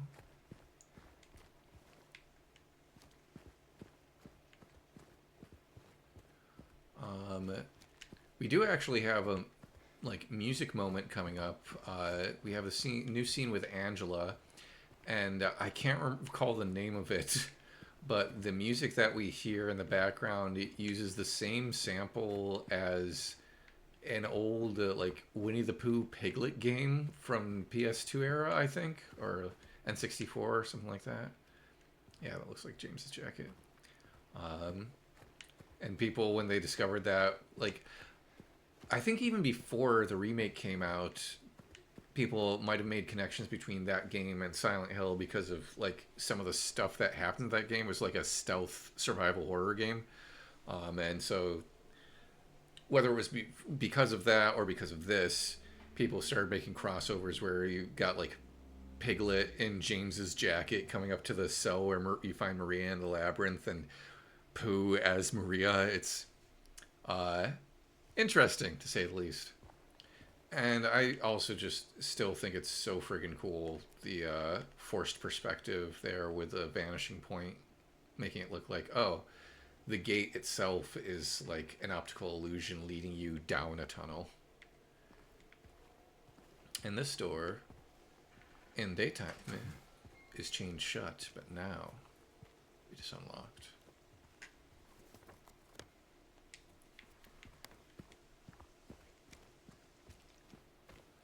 I probably don't need to search around for stuff. We got the me, she.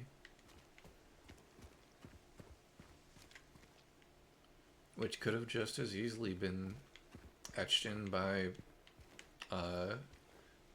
lesbian, bi woman, loving woman, non-binary person, loving woman. It's not all about you, James. I mean, it is all about you because it's Silent Hill 2, but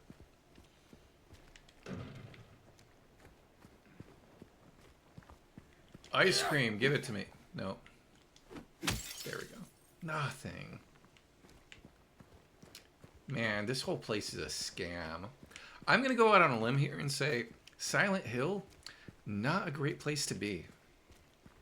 They pump it up as this tourist town and everything, and this place where you can have special memories and such, but my experience thus far, not great. he said when an hour ago he was talking about how beautiful the destructive, like, Otherworld town looked.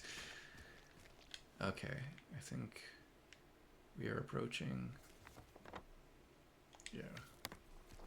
I don't know how quickly it will trigger the scene.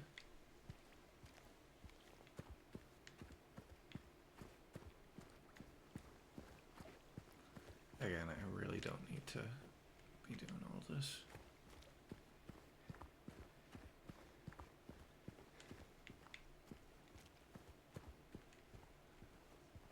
But who's there at the statue? We know who's there. I just said it was Angela.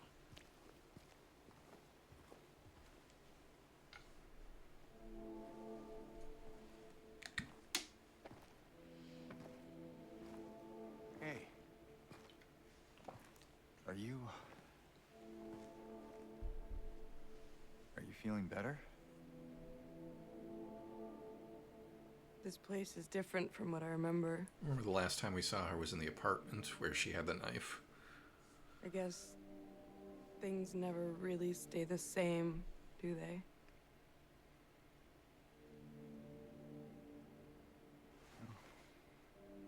I guess not. James's eyes are starting to look bloodshot. I don't think she's here anymore, James. Which she? Who? My mama?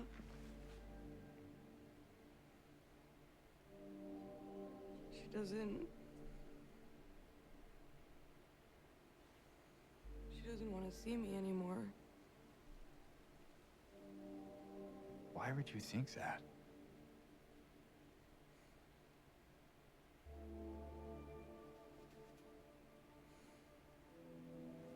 Anyway, I'm happy to see you.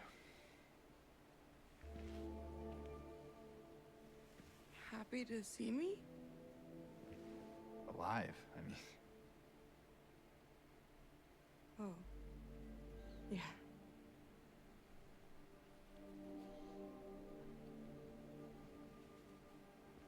I better get going. You still don't want me to go with you? If we stick together, we might just make it out of here. Out of where? This town. Silent Hill.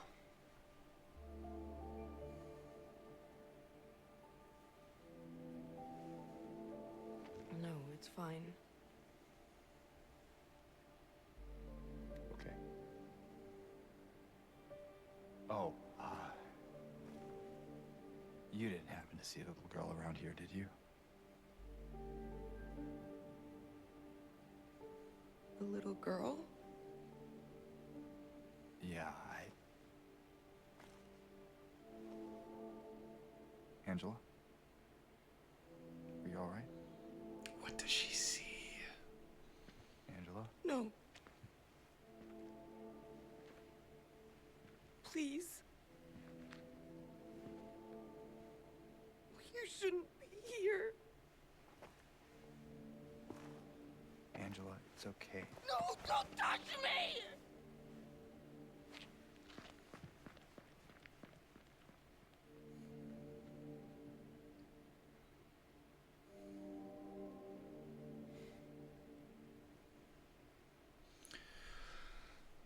I think that's a phenomenal scene. That's a scene that they added for the remake that, hey, good old controller disconnection.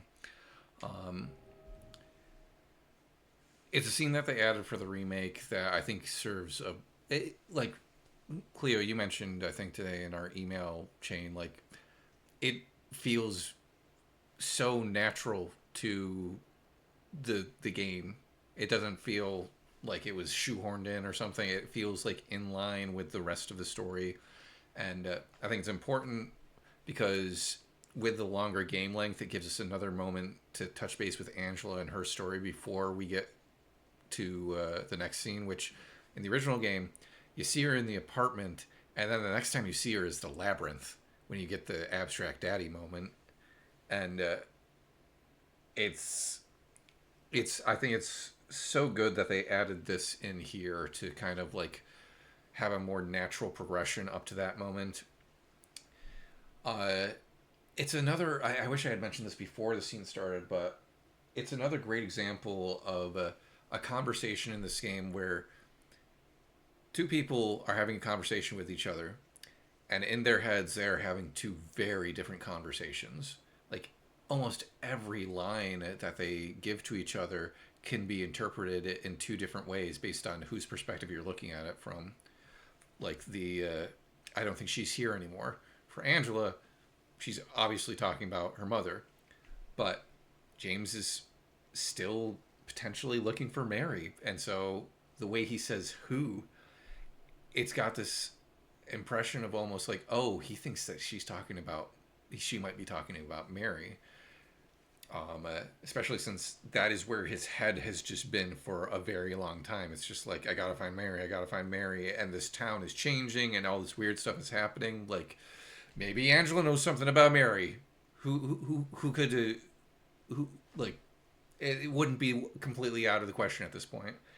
And then she says her mother, and he has that moment, like, of course, her mother. And then we get a moment of, like, genuine empathy from him where she says, I don't think she wants to see me. And he says, why would you think that? And he pauses there for a moment. And Cleo, you kind of pointed this out in our emails, like, what is going through his head then? And I wonder if part of it might be like, what, like the question he's asking is, why wouldn't your mother want to see you? But based on what he's thinking about in that moment, and the fact that she doesn't respond, he may be thinking about what he knows of Angela already. Like, oh, this girl looked suicidal earlier. She's probably been through some shit, and maybe it had to do with her mother. So maybe I shouldn't pry. And then he even tries to like spin it a different way. Like, if that's the case, well, like, I should give her something to hold on to. I'm happy to see you. And the way that she responds is so heartbreaking in a way where she's like, happy to see me. Like, the idea that anyone would be happy to see her is beyond her comprehension. And it almost does have a little bit of vibe of like, oh, maybe there's something more to that chemistry there. Maybe Angela is thinking, oh, here's a guy who might like me. Maybe I like him.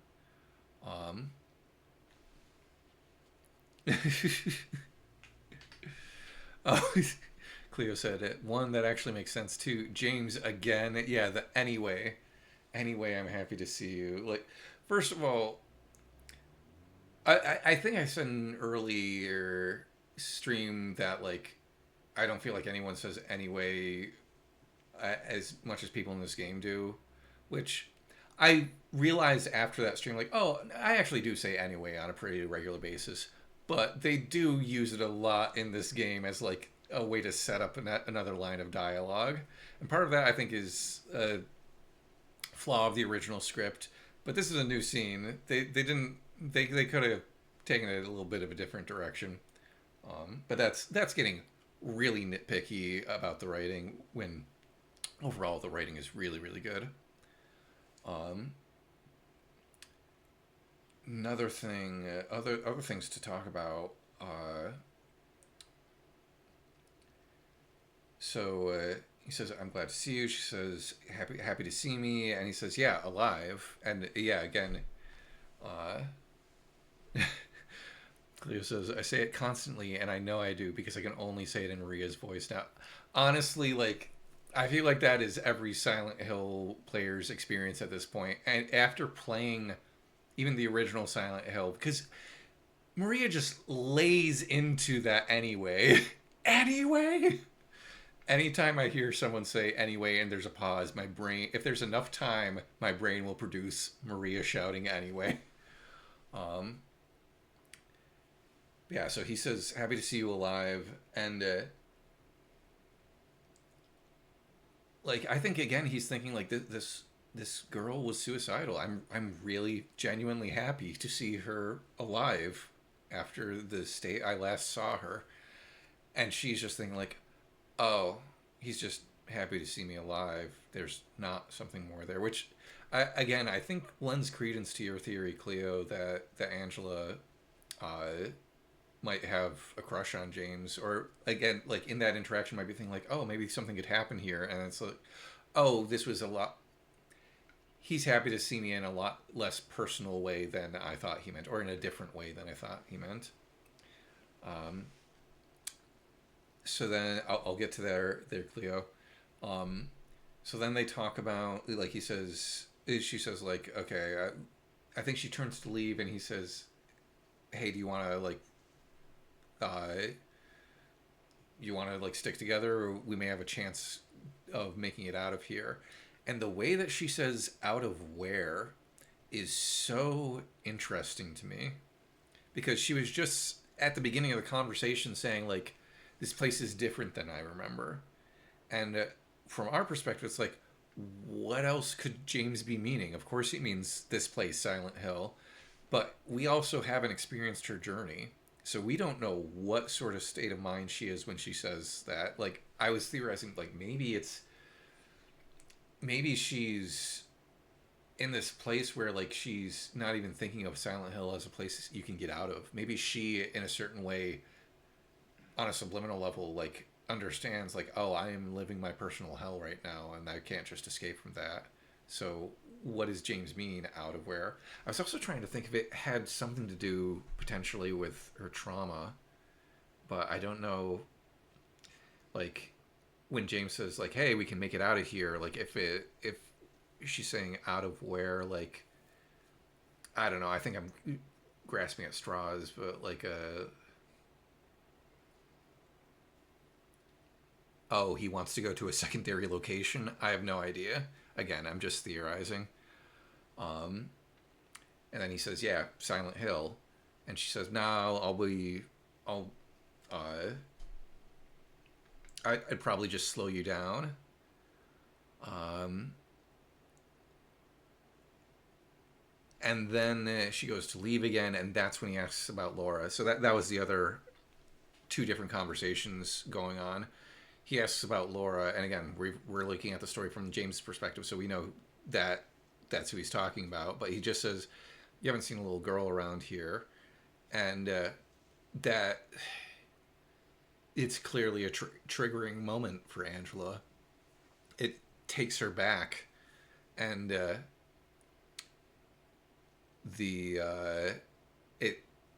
she turns and looks and sees something, and some people think she sees her dad. I theorize maybe it's her brother, but it's clearly something that she is seeing and James is not, which is possible in Silent Hill. That's a good question, Cleo. Here's a question. Is she seeing herself currently surrounded by fire? Out of where the fire? Yeah, like, if we're to believe what she says at the end of the game to be true, like, for me it's always like this, and we're taking that literally, and she just at all times in this game, when she gets into Silent Hill, is surrounded by fire. Or maybe she means that even outside of the game. Yeah, maybe the world is just flattened into this space of fire, and, like, there's how do you get out of it? There's no way out of it. What are you talking about, James? Yeah, a lot of really interesting stuff in that conversation that can go so many different ways. And again, critically, they don't dictate to you what any of that stuff means. There's some stuff you can pretty confidently figure out based on context clues, and other things where it's like, oh, this could mean so many different things. And every audience member, every player who comes to this story is going to bring something different to it, which is the beauty of art and the beauty of storytelling. So what do we got here?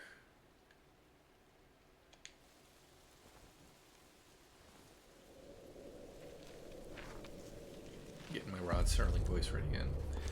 Cleo pointed out something about this statue close-up that I'm going to let her talk about in her commentary, because I was like, holy shit, I didn't even think of that.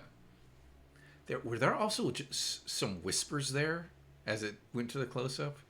Creepy whispers. Okay, so we got a key. My patient buried it here. I knew, but did nothing. It made me uneasy to have such a thing near. I wasn't looking for the truth. I was looking for tranquility. I also saw that thing. I fled, but the old society was sealed. No one dares to approach that place. Now, I offer you the key. If you still do not wish to stop, James, I pray to the Lord to have mercy on your eternal soul as you traverse the Twilight Zone. So, again, so much stuff to unpack here. I choose to believe that this is the director again. I think all three of those notes that we get from the map to the phone to here, I think they're all the director based on the handwriting. And so my patient buried it here, maybe 0050. The James-esque patient. I think when he says, if you still do not wish to stop, James, I think he is talking directly to James Sunderland. I think it is one of those moments that's supposed to be creepy in that way. It's like, wait, how does this character know anything about me? Maybe it is a time loop James. Maybe the director and time loop James are one and the same. I was looking for tranquility. Again, that calls back to the bliss thing, the whole idea of like, should we... Well, so that could also reference the stillness ending.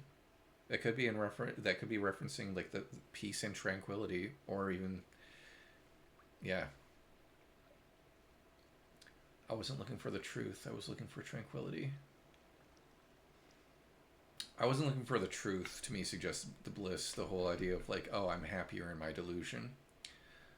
My patient buried it here. I assume he's referring to the key. I knew but did nothing. It made me uneasy to have such a thing near. Why would it be uneasy to have the key near? But maybe he's referring to something else. Maybe the White Claudia was buried here. I don't know. I also saw that thing, which is really interesting in the context of Angela just seeing something that we couldn't see. Because I initially was going to say, like, I also saw that thing, like, maybe he's talking about Pyramid Head. I think still maybe he's talking about Pyramid Head, but it also, like, maybe what Angela saw was her Pyramid Head. Maybe it was the Abstract Daddy. Maybe it was something else. I fled, but the old society was sealed. No one dares to approach that place. Now I offer you the key. So that makes me feel, just something about the organization of this note makes me feel like the it in my patient buried it here is not referring to the key. I wonder if there's more clues we can get from the box, the tin itself. So now I offer you the key that will open, that will let loose the abyss, apparently. And then, yeah, if you still do not wish to stop, James, I pray to the Lord to have mercy on your eternal soul. Yeah, I think in the remake, the director is some sort of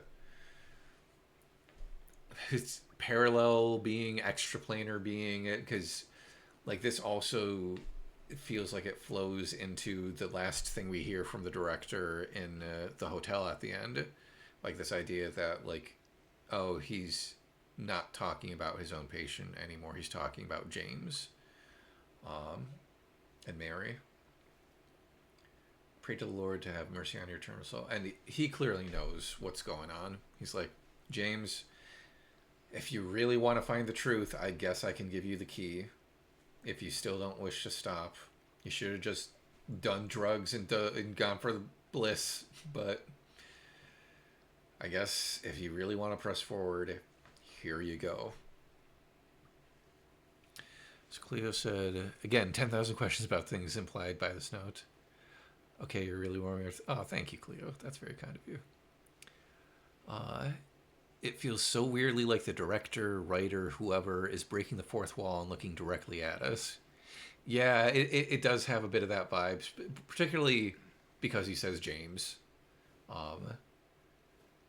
Which keeps it from going completely into the fourth wall. It's like, oh, he's addressing the character, but from James's perspective, it definitely feels like a fourth wall break. It might be an earlier James, but the effect is very much addressing us across time and space. And yeah, like, again, that's where like the kind of cosmic horror aspect of Silent Hill comes into play. I like that they found ways to filter that into this game when in the original series you really mostly get it in the original Silent Hill and Silent Hill 4. Man, I love this game so much.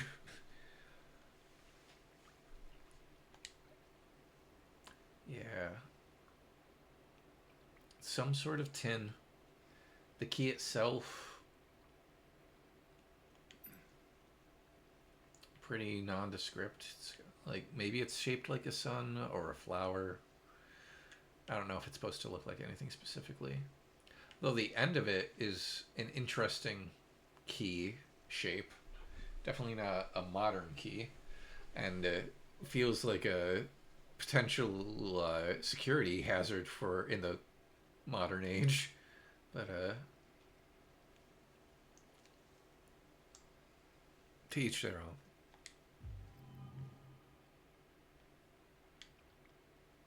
Yeah.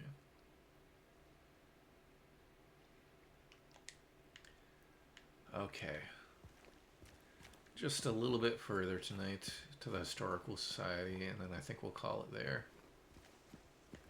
And since I did a pretty thorough investigation of this part of South Vale in daytime, I probably won't need to investigate too much further at nighttime.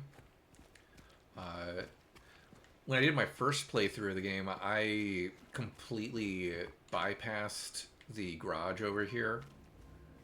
Because Maria was like, hey, let's go to the inn. And I was like, you know what? I'm going to play this whatever way feels most natural to play it. And Maria's saying we should go to the inn, so let's go to the inn. Oh, the music right here. I feel like I might know what track this is on the soundtrack. I might not, though. Yep, these are all still broken. The room! Yes, thank you, Cleo. So, back in Jackson, in the daytime, there was a room we went to where James was getting some bad vibes. I don't really need to save. Room 106. And here, at night, things have changed. Got a TV. Don't do that. But it was illuminating this. Still got Douglas's hat there.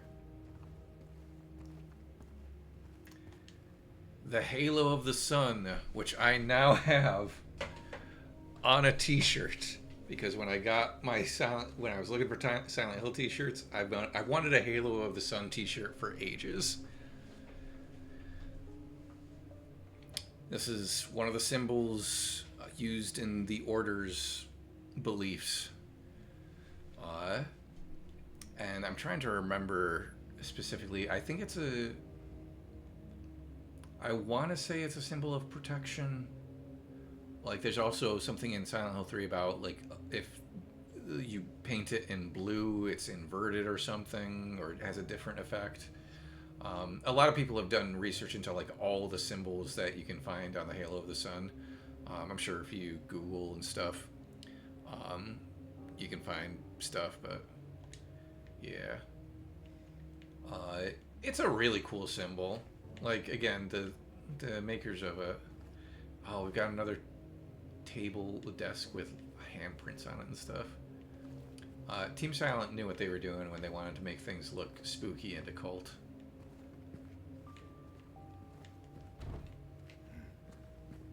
Got some spooky piano notes in the background.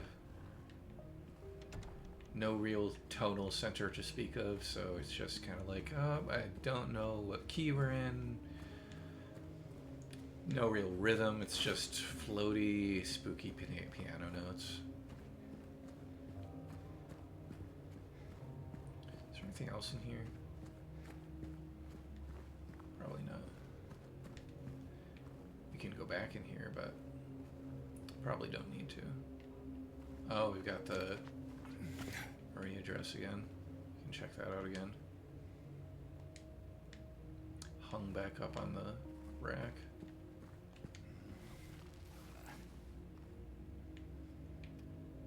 Yeah, there's nothing here for us now.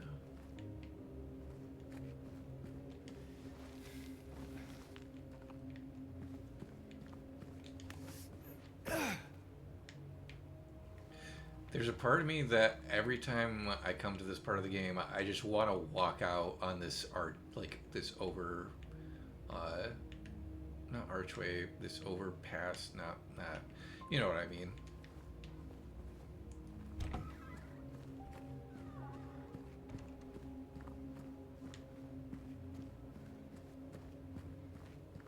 Yeah, I don't think we're going to run into any other creatures before we get to the Historical Society, so... And I think if we go back to the Bolorama,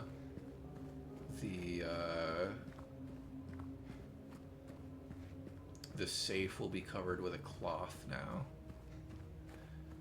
Because if you didn't get the key for the White Claudia in the daytime, and you didn't get it at the hospital, yeah, we're not going back to the hospital, so you wouldn't be able to get the White Claudia at this point. Octantis fuels. Cleo, I can't tell you how many people I've shown that clip of just the perfectly timed back and forth between you and Maria. It's the timing is too fucking good.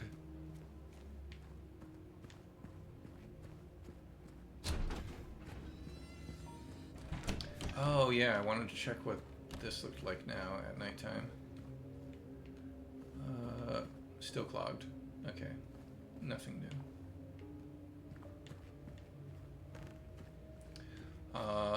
Don't know if I mentioned this last time, but in the Silent Hill movie, yeah, so I already got that, so it's fine. In the Silent Hill movie, during the first Otherworld transition, or the first Otherworld section,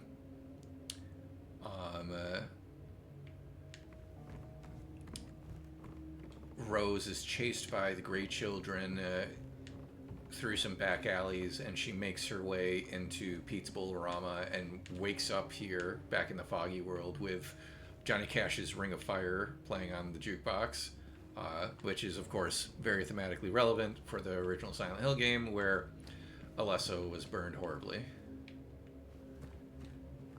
And Cleo pointed out this kid with a goblet that might be a foreshadowing the goblet that we need to get for the Rebirth ending. I think that's his, like, obviously it's meant to be a trophy here, but I think that's a good theory there for why it's so fucking spooky.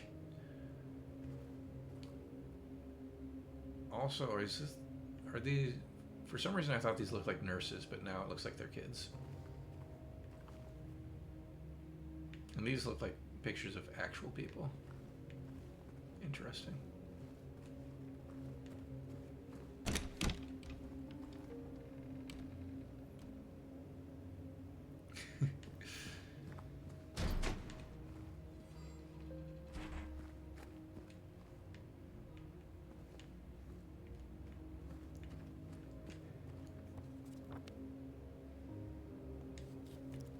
I'm gonna go back down this way really quick.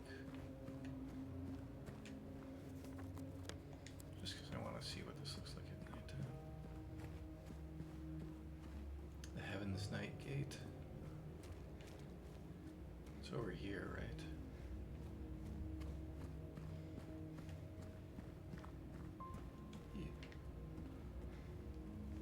Anything new to say? No. Okay.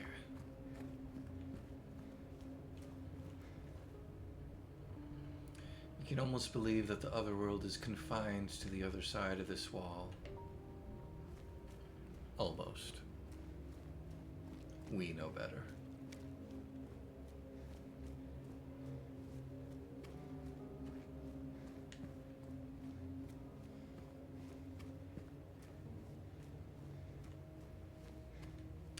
Let me double check my checklist to make sure I've gotten, hold on, all the stuff that I need to from these sections. I believe I have. There wasn't actually a ton before the historical society. I got the note on the map, got the glimpse of the past, got the letter at the ringing telephone, got the strange photo.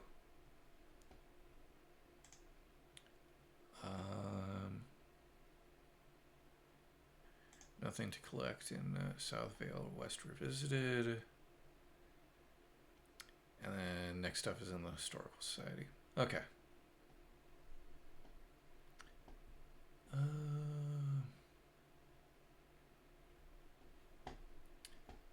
All right.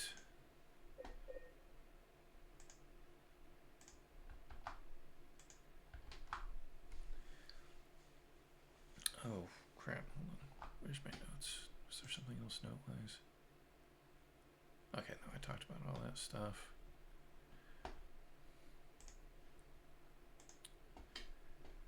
Okay.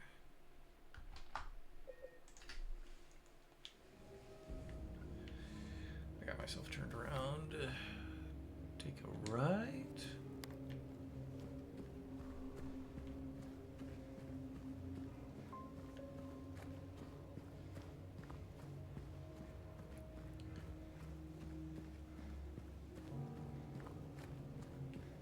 My controller says green, but it looks like James has some blood on his back.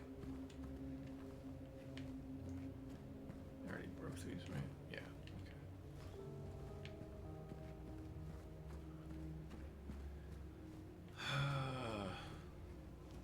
And now the key to let loose the abyss. So do we want to get all the way to the Eddie scene? Do we want to go all the way down the stairs? We've got about a half hour, so we could talk about, we could at least talk about the stuff here in the Historical Society.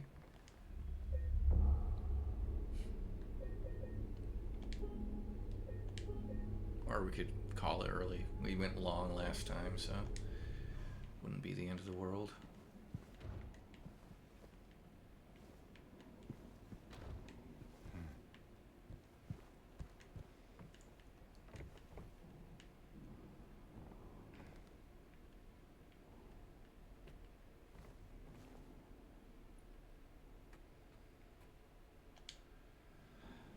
Now, what is this?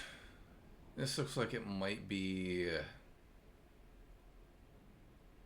that looks like a stage with, like, maybe a platform for, like, gallows or something on top of it. Maybe this is where a trial was done. I'm getting Crucible vibes from it.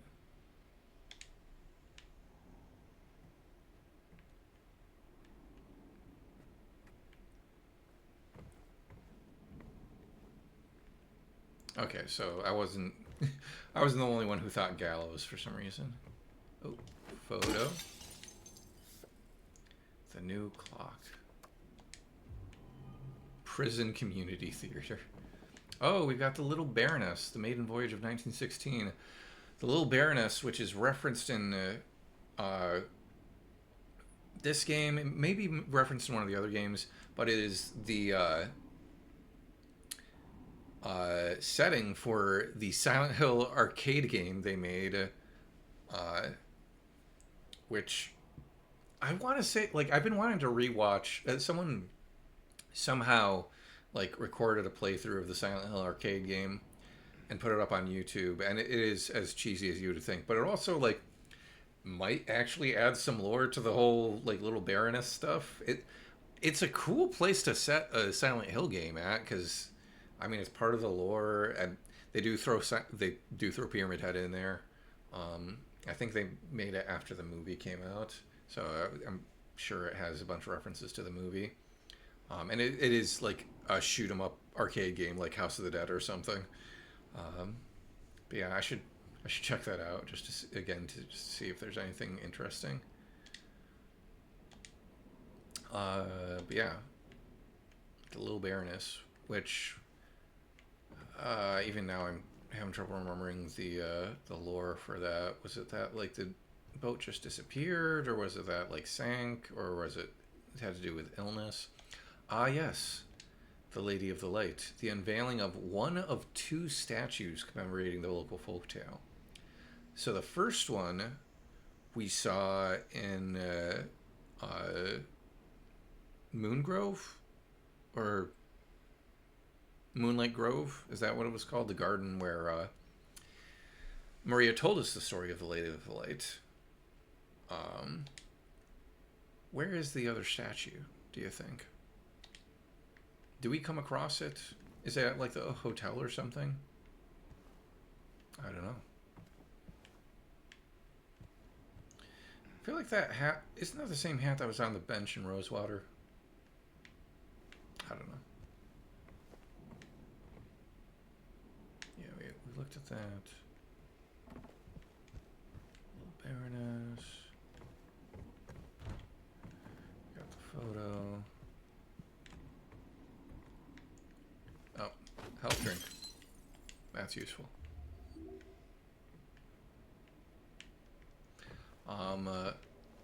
Little Easter egg here.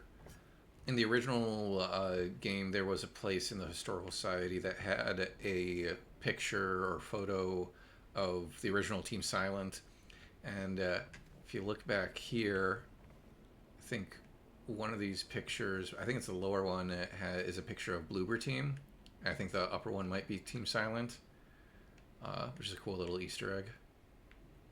I'd love to go up these cool spiraling stairs and see what's up there. And then there he is. It's our boy. It's him. Yep. Misty Day Remains of the Judgment. Classic Masahiro painting. And you can see the cages that we saw hanging from the ceiling in back in the apartments just outside of the boss area for Pyramid Head. They're also a similar cage to what the Flesh Lips monster was in. A recurring image throughout the game. And you can get a poster of this, I'm pretty sure, if you want it for your bedroom at home or something.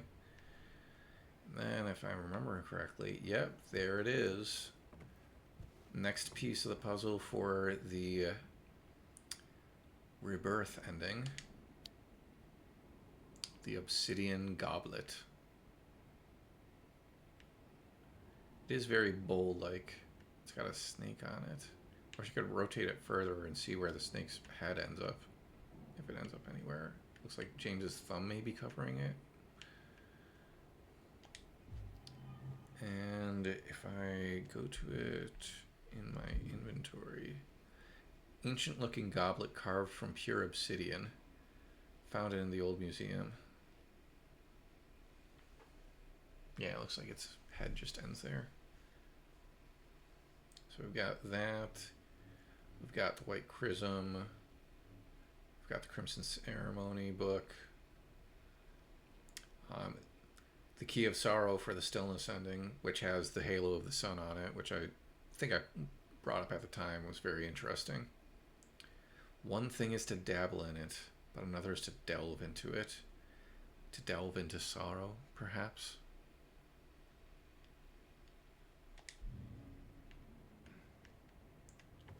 What do we got on the ground here? Oh, we got a painting of the goblet. Title unknown, author unknown. I guess I imagine that is there in the not New Game Plus. Oh yeah, but in New Game Plus, it's removed from the wall to reveal a secret. Waterfront landscape. Alan Smith, date of birth and death unknown. A depiction of the local area. The style indicates it was done sometime around the 1820s when the region was far less populated with sparse infrastructure. But where is it? Where is it? Is it on the ground somewhere? Perhaps? Maybe it was taken down for renovations. Is that some ammo over there? No, it's just a oil can. Oil can. Looks like someone was in here breaking glass. That's my job.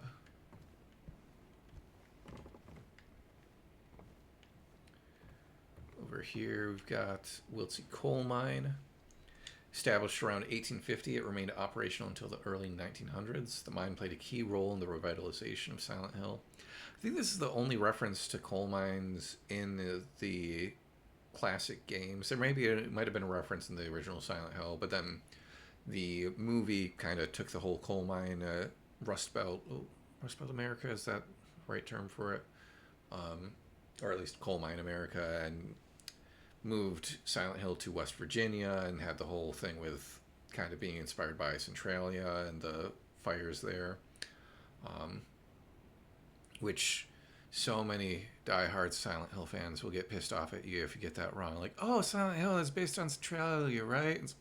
No, it's like, okay, let's chill. Yes, it's true that the games were not based on Centralia, but the movie was at least partially inspired by it. So get off people's backs. Okay, what else do we have here? Brookhaven Hospital, 1880. The hospital was built in response to a great plague that followed a wave of immigration to the area. Originally, it was little more than a shack, but has since expanded into a fully fledged medical establishment. For some reason, whenever I look at this, because I also still think of Silent Hill in the Northeast, which I think it's they kind of offhandedly confirmed it in some materials that, like, yeah, Silent Hill's supposed to be in Maine because Stephen King and stuff. But this always makes me think of the Adirondacks, because there is a town up in the Adirondacks. I think it's either in or just outside Tupper Lake. There is a like huge building that I think might have been a mental institution at one point, and before that was a TB clinic, because there were a lot of tuberculosis clinics up in the Adirondacks in like I want to say 1700s, 1800s, and some of them, I guess, maybe have gotten repurposed as mental institutions, or it may be like a senior living facility now. But yeah, it is a sort of place where you drive by and it's like, oh, that's the kind of building that they would use in a horror movie about asylums, which is unfortunate in certain ways, but it does have a certain ambiance.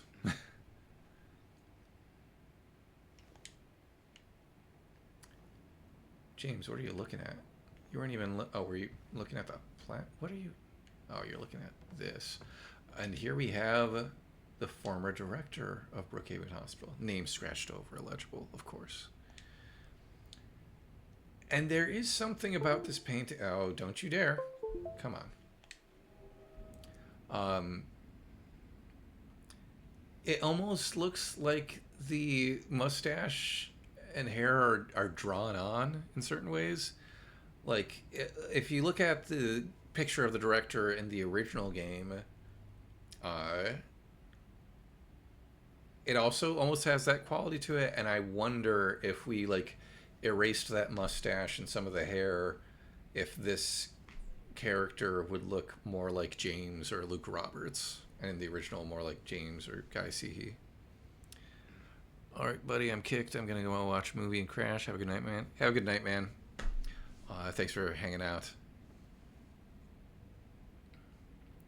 But yeah, there's so much overlap between the director and James at this point. Who can tell where one begins and the other ends? Well, that's not normal, but we'll get to that in a moment. This is foreshadowing an upcoming moment and the way that it looked in the original game. This was the first, I believe this is the first hole that you jump through, and in the original game, for each of the holes, it has a moment where it asks you, will you jump down the hole, yes or no? And I remember getting there the first time, I'm like, well, where the fuck else am I supposed to go? This isn't a choice, but I appreciate it for that. I think part of the reason they put it there is like, oh, if there was something that else I need to do in an earlier section, I could go back and do that. But I honestly, I don't even know if they were doing it for that. I think it was more of like a, hey, something creepy is coming up. We know that this right now is very creepy, and we're gonna make you choose to do this. You have to hit that yes button.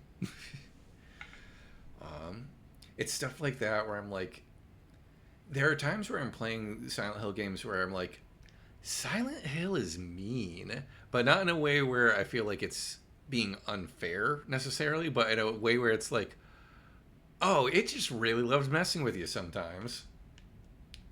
And by that, I could also mean the developers. But, okay, we're going to get to that. But let's keep looking at stuff on the walls. Silent Hill Historical Society founders. Is this Team Silent? Nah, I don't think so. They look like some random white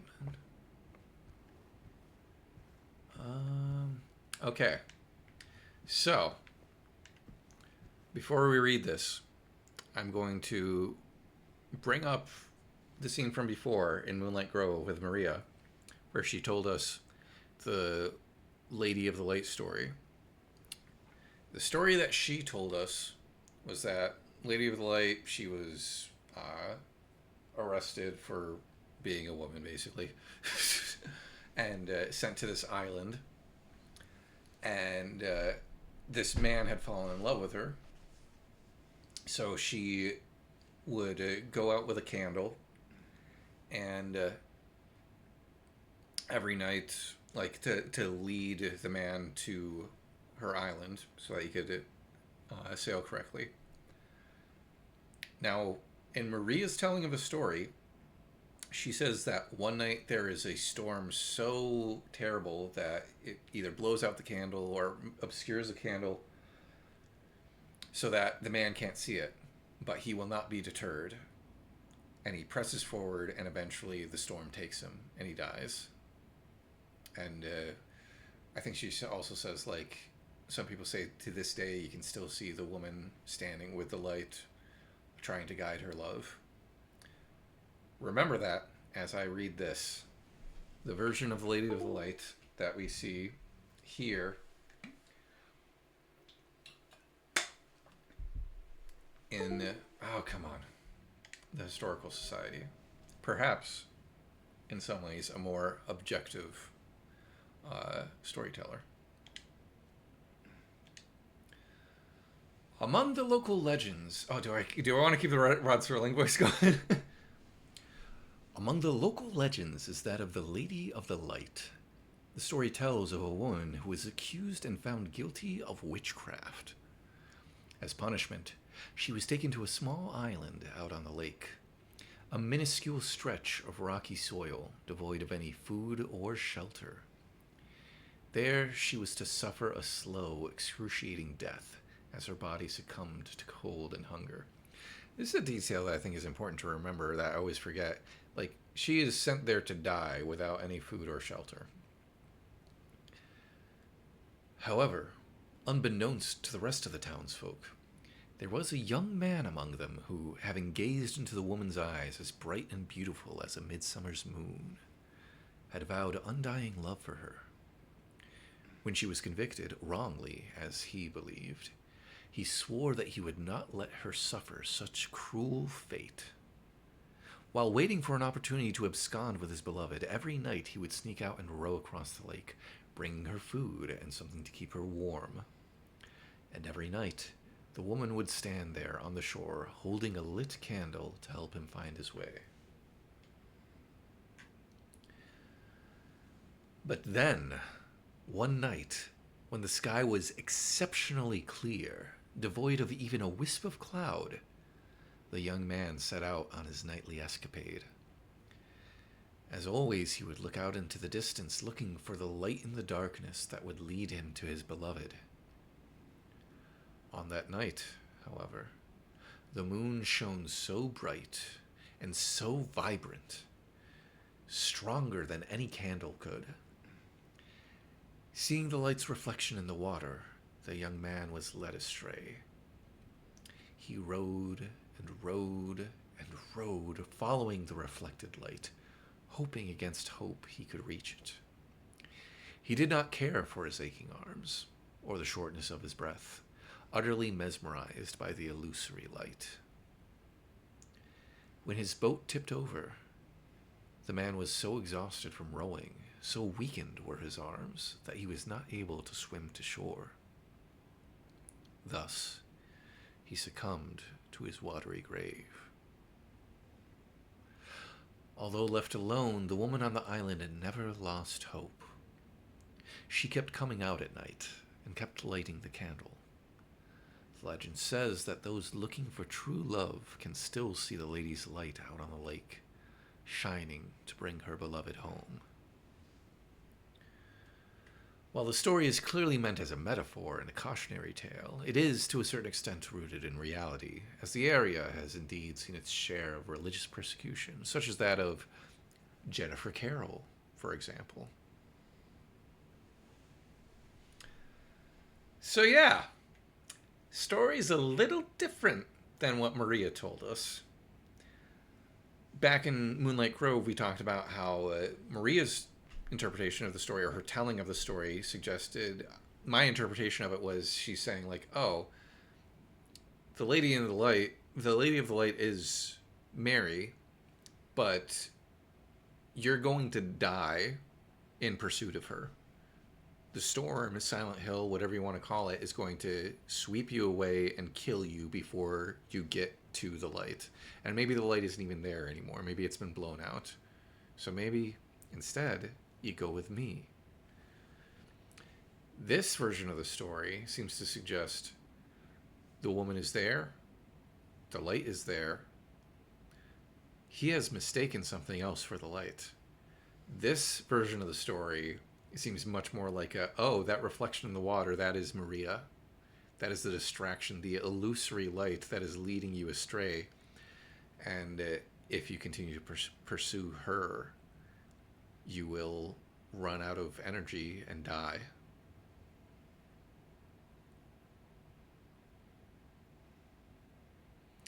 It's also interesting, the wording there. When his boat tipped over, what tipped the boat over? Was it the tides of the lake? Was it himself? Who knows? All that matters is his arms were so weakened that he wasn't able to swim to shore, and he succumbed to a watery grave, suggesting perhaps the in-water ending. Cleo says, I genuinely thought Jennifer Carroll might have been the lady until you were like, yeah, they burned her alive in the movie. So, yeah, point of order, like, you don't see her, like, there isn't a scene in the movie where you see, like, Jennifer Carroll getting burned. There is a painting of her where it shows her being burned at the stake as a witch. I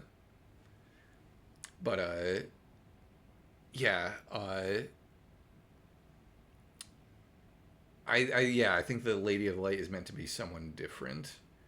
I think Jennifer Carroll is who they're suggesting at the end there, as the area has indeed seen a share of religious persecution, such as that of Jennifer Carroll. Also, interestingly, there is a whole subplot to the Silent Hill: The Short Message about like someone's ancestor. I think the main character's ancestor supposedly potentially being a witch or something. Yeah, she's not out there burning a candle. Let's put it that way. um, and that was a detail that I kind of appreciated about Short Message was it was trying to do a little bit more of that, like, oh, here's a bunch of different details that could be different interpretations of what's happening here. There could be a bunch of different reasons for whatever's happening to this girl. It could be the Silent Hill phenomena. It could be an occultist witch, maybe a member of the order. It could be something else entirely. Again, certain things I really liked about that game, but it just needed a little bit more finessing, I think. Yeah, I don't know if there's anything else I want to talk about with the Lady of the Light, but the Lady of the Light story is not in the original game, the original Silent Hill 2. But I like its presence here because it gave us another scene with Maria, and it gives us this really interesting thing of like, oh, Maria told a completely different story, and you can kind of see why when you see this version of it. But the other thing it does is after the labyrinth, once you get out to the lake, like one of the things I really appreciated was watching Hollow's playthrough, and when he gets in the boat and he sees the light, he's like, oh, it's like the story, the folktale. And I'm like, that's such like, because the boat section in the original game is just kind of there. It's like, okay, well, we need the character to get across Toluca Lake, so I guess we'll have a rowing section. But this gives it was another place where Bloober Team clearly looked at it and was like, what opportunity does this give us? What opportunity does the boat give us? The boat sequence give us to deepen the story, and this was how they did it. They made it like, oh, maybe there is a folk tale about rowing across the lake to find a lost love, and we can rehearse that moment earlier so that when we get there, it has more of an emotional impact instead of just like, okay, now I guess we're rowing, sure.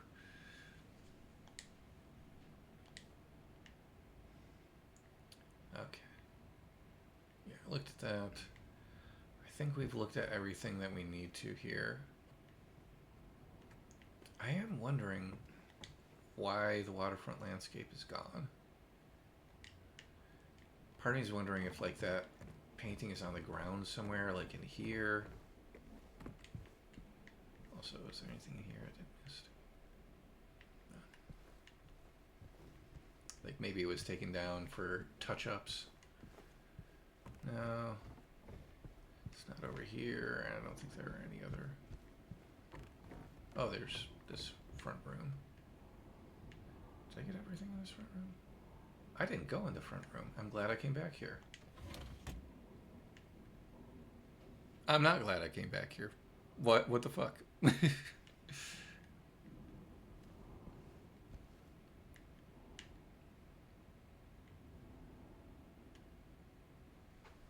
that binder say? Cleo says, I kind of wonder if it's a landscape of the area that would become the observation deck parking lot. Basically the view where you start the game. Oh, maybe. It's, fire instructions. Okay. I'm gonna save really quick. There's a save point at the bottom of the stairs, right? Just in case there isn't. I'll do this. And we can't go back, right? No. Ooh, maps. That looks a bit like the map of West South Vale and the East South Vale. I don't know. This looks like it's an older, or more like a topographical map than. I almost want to say it like looks similar to the map for Downpour.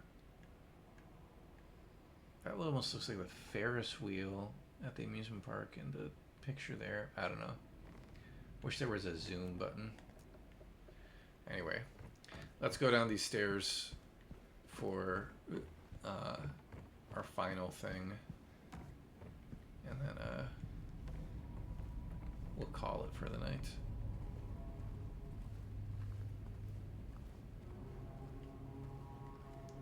Spooky noises.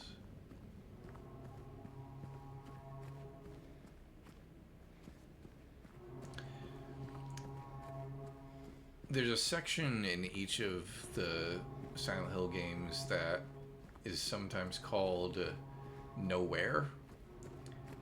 And I think this is Silent Hill 2's version of the Nowhere sequence. A place where, okay, now we're really getting into the non-Euclidean geometry of it all. Like, there's no way they would have made a staircase this long going down beneath the lake. Like, and this is where it starts, the descent. And it just keeps going, and we keep jumping down holes and going to other places. And then when you leave that like freezer area after that Eddie boss battle, we're just back on the shore.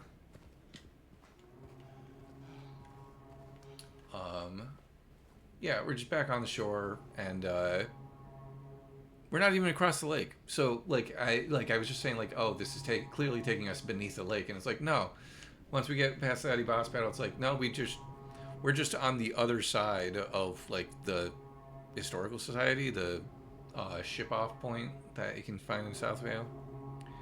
Yeah, and this is even Cleo's saying, this isn't even the last abyss he goes down. At what point does he just hit magma? Yeah. I also want to bring up, like, I feel like Kane Pixel's The Oldest View series is definitely taking vibes from this. Like especially when he gets to the bottom of the stairs, and there's that really creepy looking room. If you've never watched The Oldest View by Kane Pixels and you're into like liminal stuff, he's the guy who did the Backroom series on YouTube that also is supposedly being turned into a A24 movie. I haven't heard what the progress is on that. Yeah, but yeah, it's very much a psychological space, like not a prison full of ghosts, but a ghost prison. Good lord, that video. Yeah, Cleo. Kane Pixels knows what he's doing when it comes to tension. Okay. September 11th, 1820. Prisoner number C221. Is this supposed to be another thing, like if patient 3121 or whatever in the hospital is supposed to be James? Is this another case of like, hey, you're the prisoner. That's who we're talking about. You're gonna need this. It's gonna get rough down there. Date, June. Prison guards, kitchen staff, medical workers, mechanical. Employees.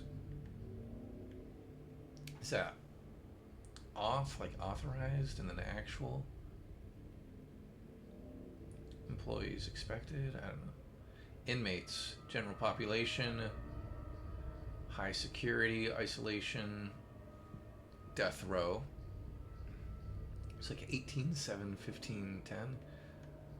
Total 282. Oh. General population is like 181, maybe. And they have a fraction of that on the staffing side. Next high number, 15. Toluca Prison. Date, June something something. I almost want to say June 12th, 1802, 1902, who knows?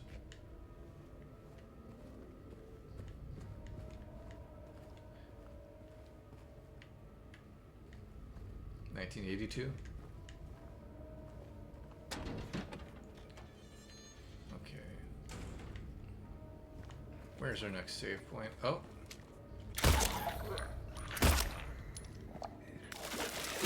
Oh, that was cheap. And we don't have a map for this area yet.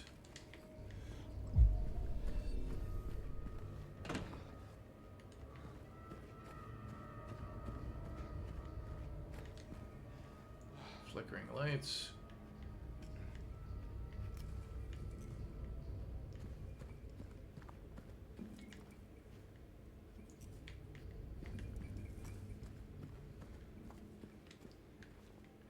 It is wild how this game, you think it can't get any worse, and it just keeps getting worse. Oh, here's some interesting stuff. We're going to push a little bit past 10, but it's only because I want to make sure we get to a save point, even if it's an autosave. Crimson and White, Banquet for the Gods. I think the one on the left there is perhaps where Pyramid Head originated in the cult. I want to say that this also might connect to Walter Sullivan's stuff, where like there's the one guy who is the Red Devil. And we've got a bunch of lying figures on poles. Death by skewering and execution at the prison. Death by skewering or strangling. To choose his death is the prisoner's last taste of freedom. Not much of a choice. Skewering or strangling. And this is also set up in a way to suggest, like, oh, we're still in the historical society. We've got these little plaques and stuff. Toluca Prison Camp. Built in 1862, the camp was used to house prisoners during the American Civil War. Converted into Toluca Prison in 1866. We've got pipes.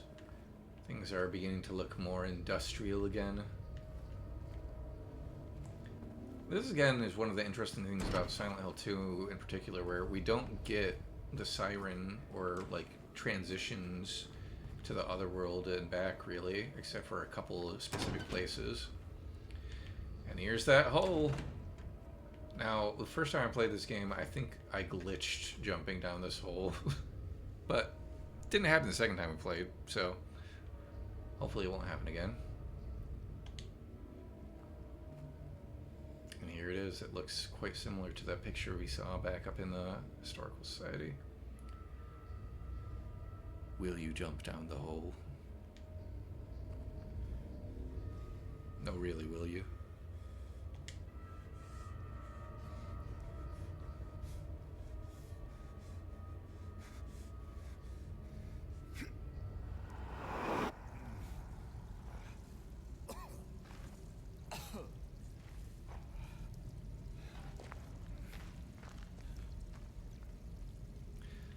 Oh yeah, this is the first one. I remember playing the original and being like, what the fuck do I do here? Because in the remake, we have these nice little kind of indicators to show, oh, here's something we can break. In the original game, I'm just like, I looked up a walkthrough and I was like, you're just supposed to hit the wall until you find the part of the wall that breaks? Okay, sure. I got so stuck here playing the original because I was just like, I don't know what I'm supposed to fucking do here.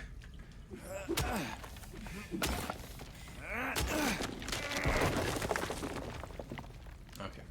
Are there any other walls to open up? I feel like there might have been an item in a wall, but maybe I'm mistaken. Yeah, and some people might be nostalgic for that kind of adventure game logic of like, just figure it out, man. But I don't mind that they made it a little bit more player friendly this time around. Because again, it's like, there's an autosave. So I think this is where we're going to call it. But yeah, it's like, you want the player to keep playing your game, right? Unless you're really mean and you want to just be like, no, we made a game that's so tough that nobody can finish it. It's like, okay, but if nobody can finish it, then what was the fucking point? Anyway, Thank you all for sticking around for this stream. It's an interesting section of the game because it's very much like in between places, but there's a lot of really cool stuff to explore. And like, even though there weren't a ton of music moments to talk about, there was a ton of like notes and stuff to dig deep into. So that was a good time. The next stream should be 2 weeks from today. Wednesday, June 11th.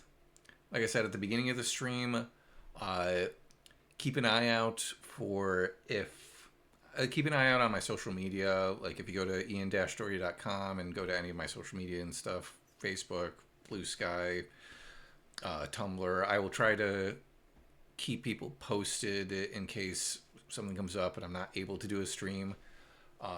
But the plan at the moment is to keep going. We're about halfway through the game, I want to say. Like, the prison section can take a long time, but now that I'm familiar with it, Maria's death is really kind of the midway point of the game, or at least I think of it that way. Maria's death at the hospital, anyway. So yeah, plan is next time we'll continue through this kind of in-between section, and then we'll hit the prison. But thank you guys so much for watching. Cleo, thank you as always for hanging out and offering your insights and reminding me of things that I was going to say. Appreciate it. And I will hopefully have the video for the Mosaic Mind show last Thursday up on YouTube soon. And I'll probably be posting about that on Tumblr, Blue Sky, all that sort of stuff. Check us out on SoundCloud if you haven't before. Could just go to SoundCloud and search for Mosaic Mind Band and you should find us. There are also links directly to the SoundCloud on my website. Again, if you want to find any of the stuff I'm involved in, just go to my website and there should be a link for it somewhere.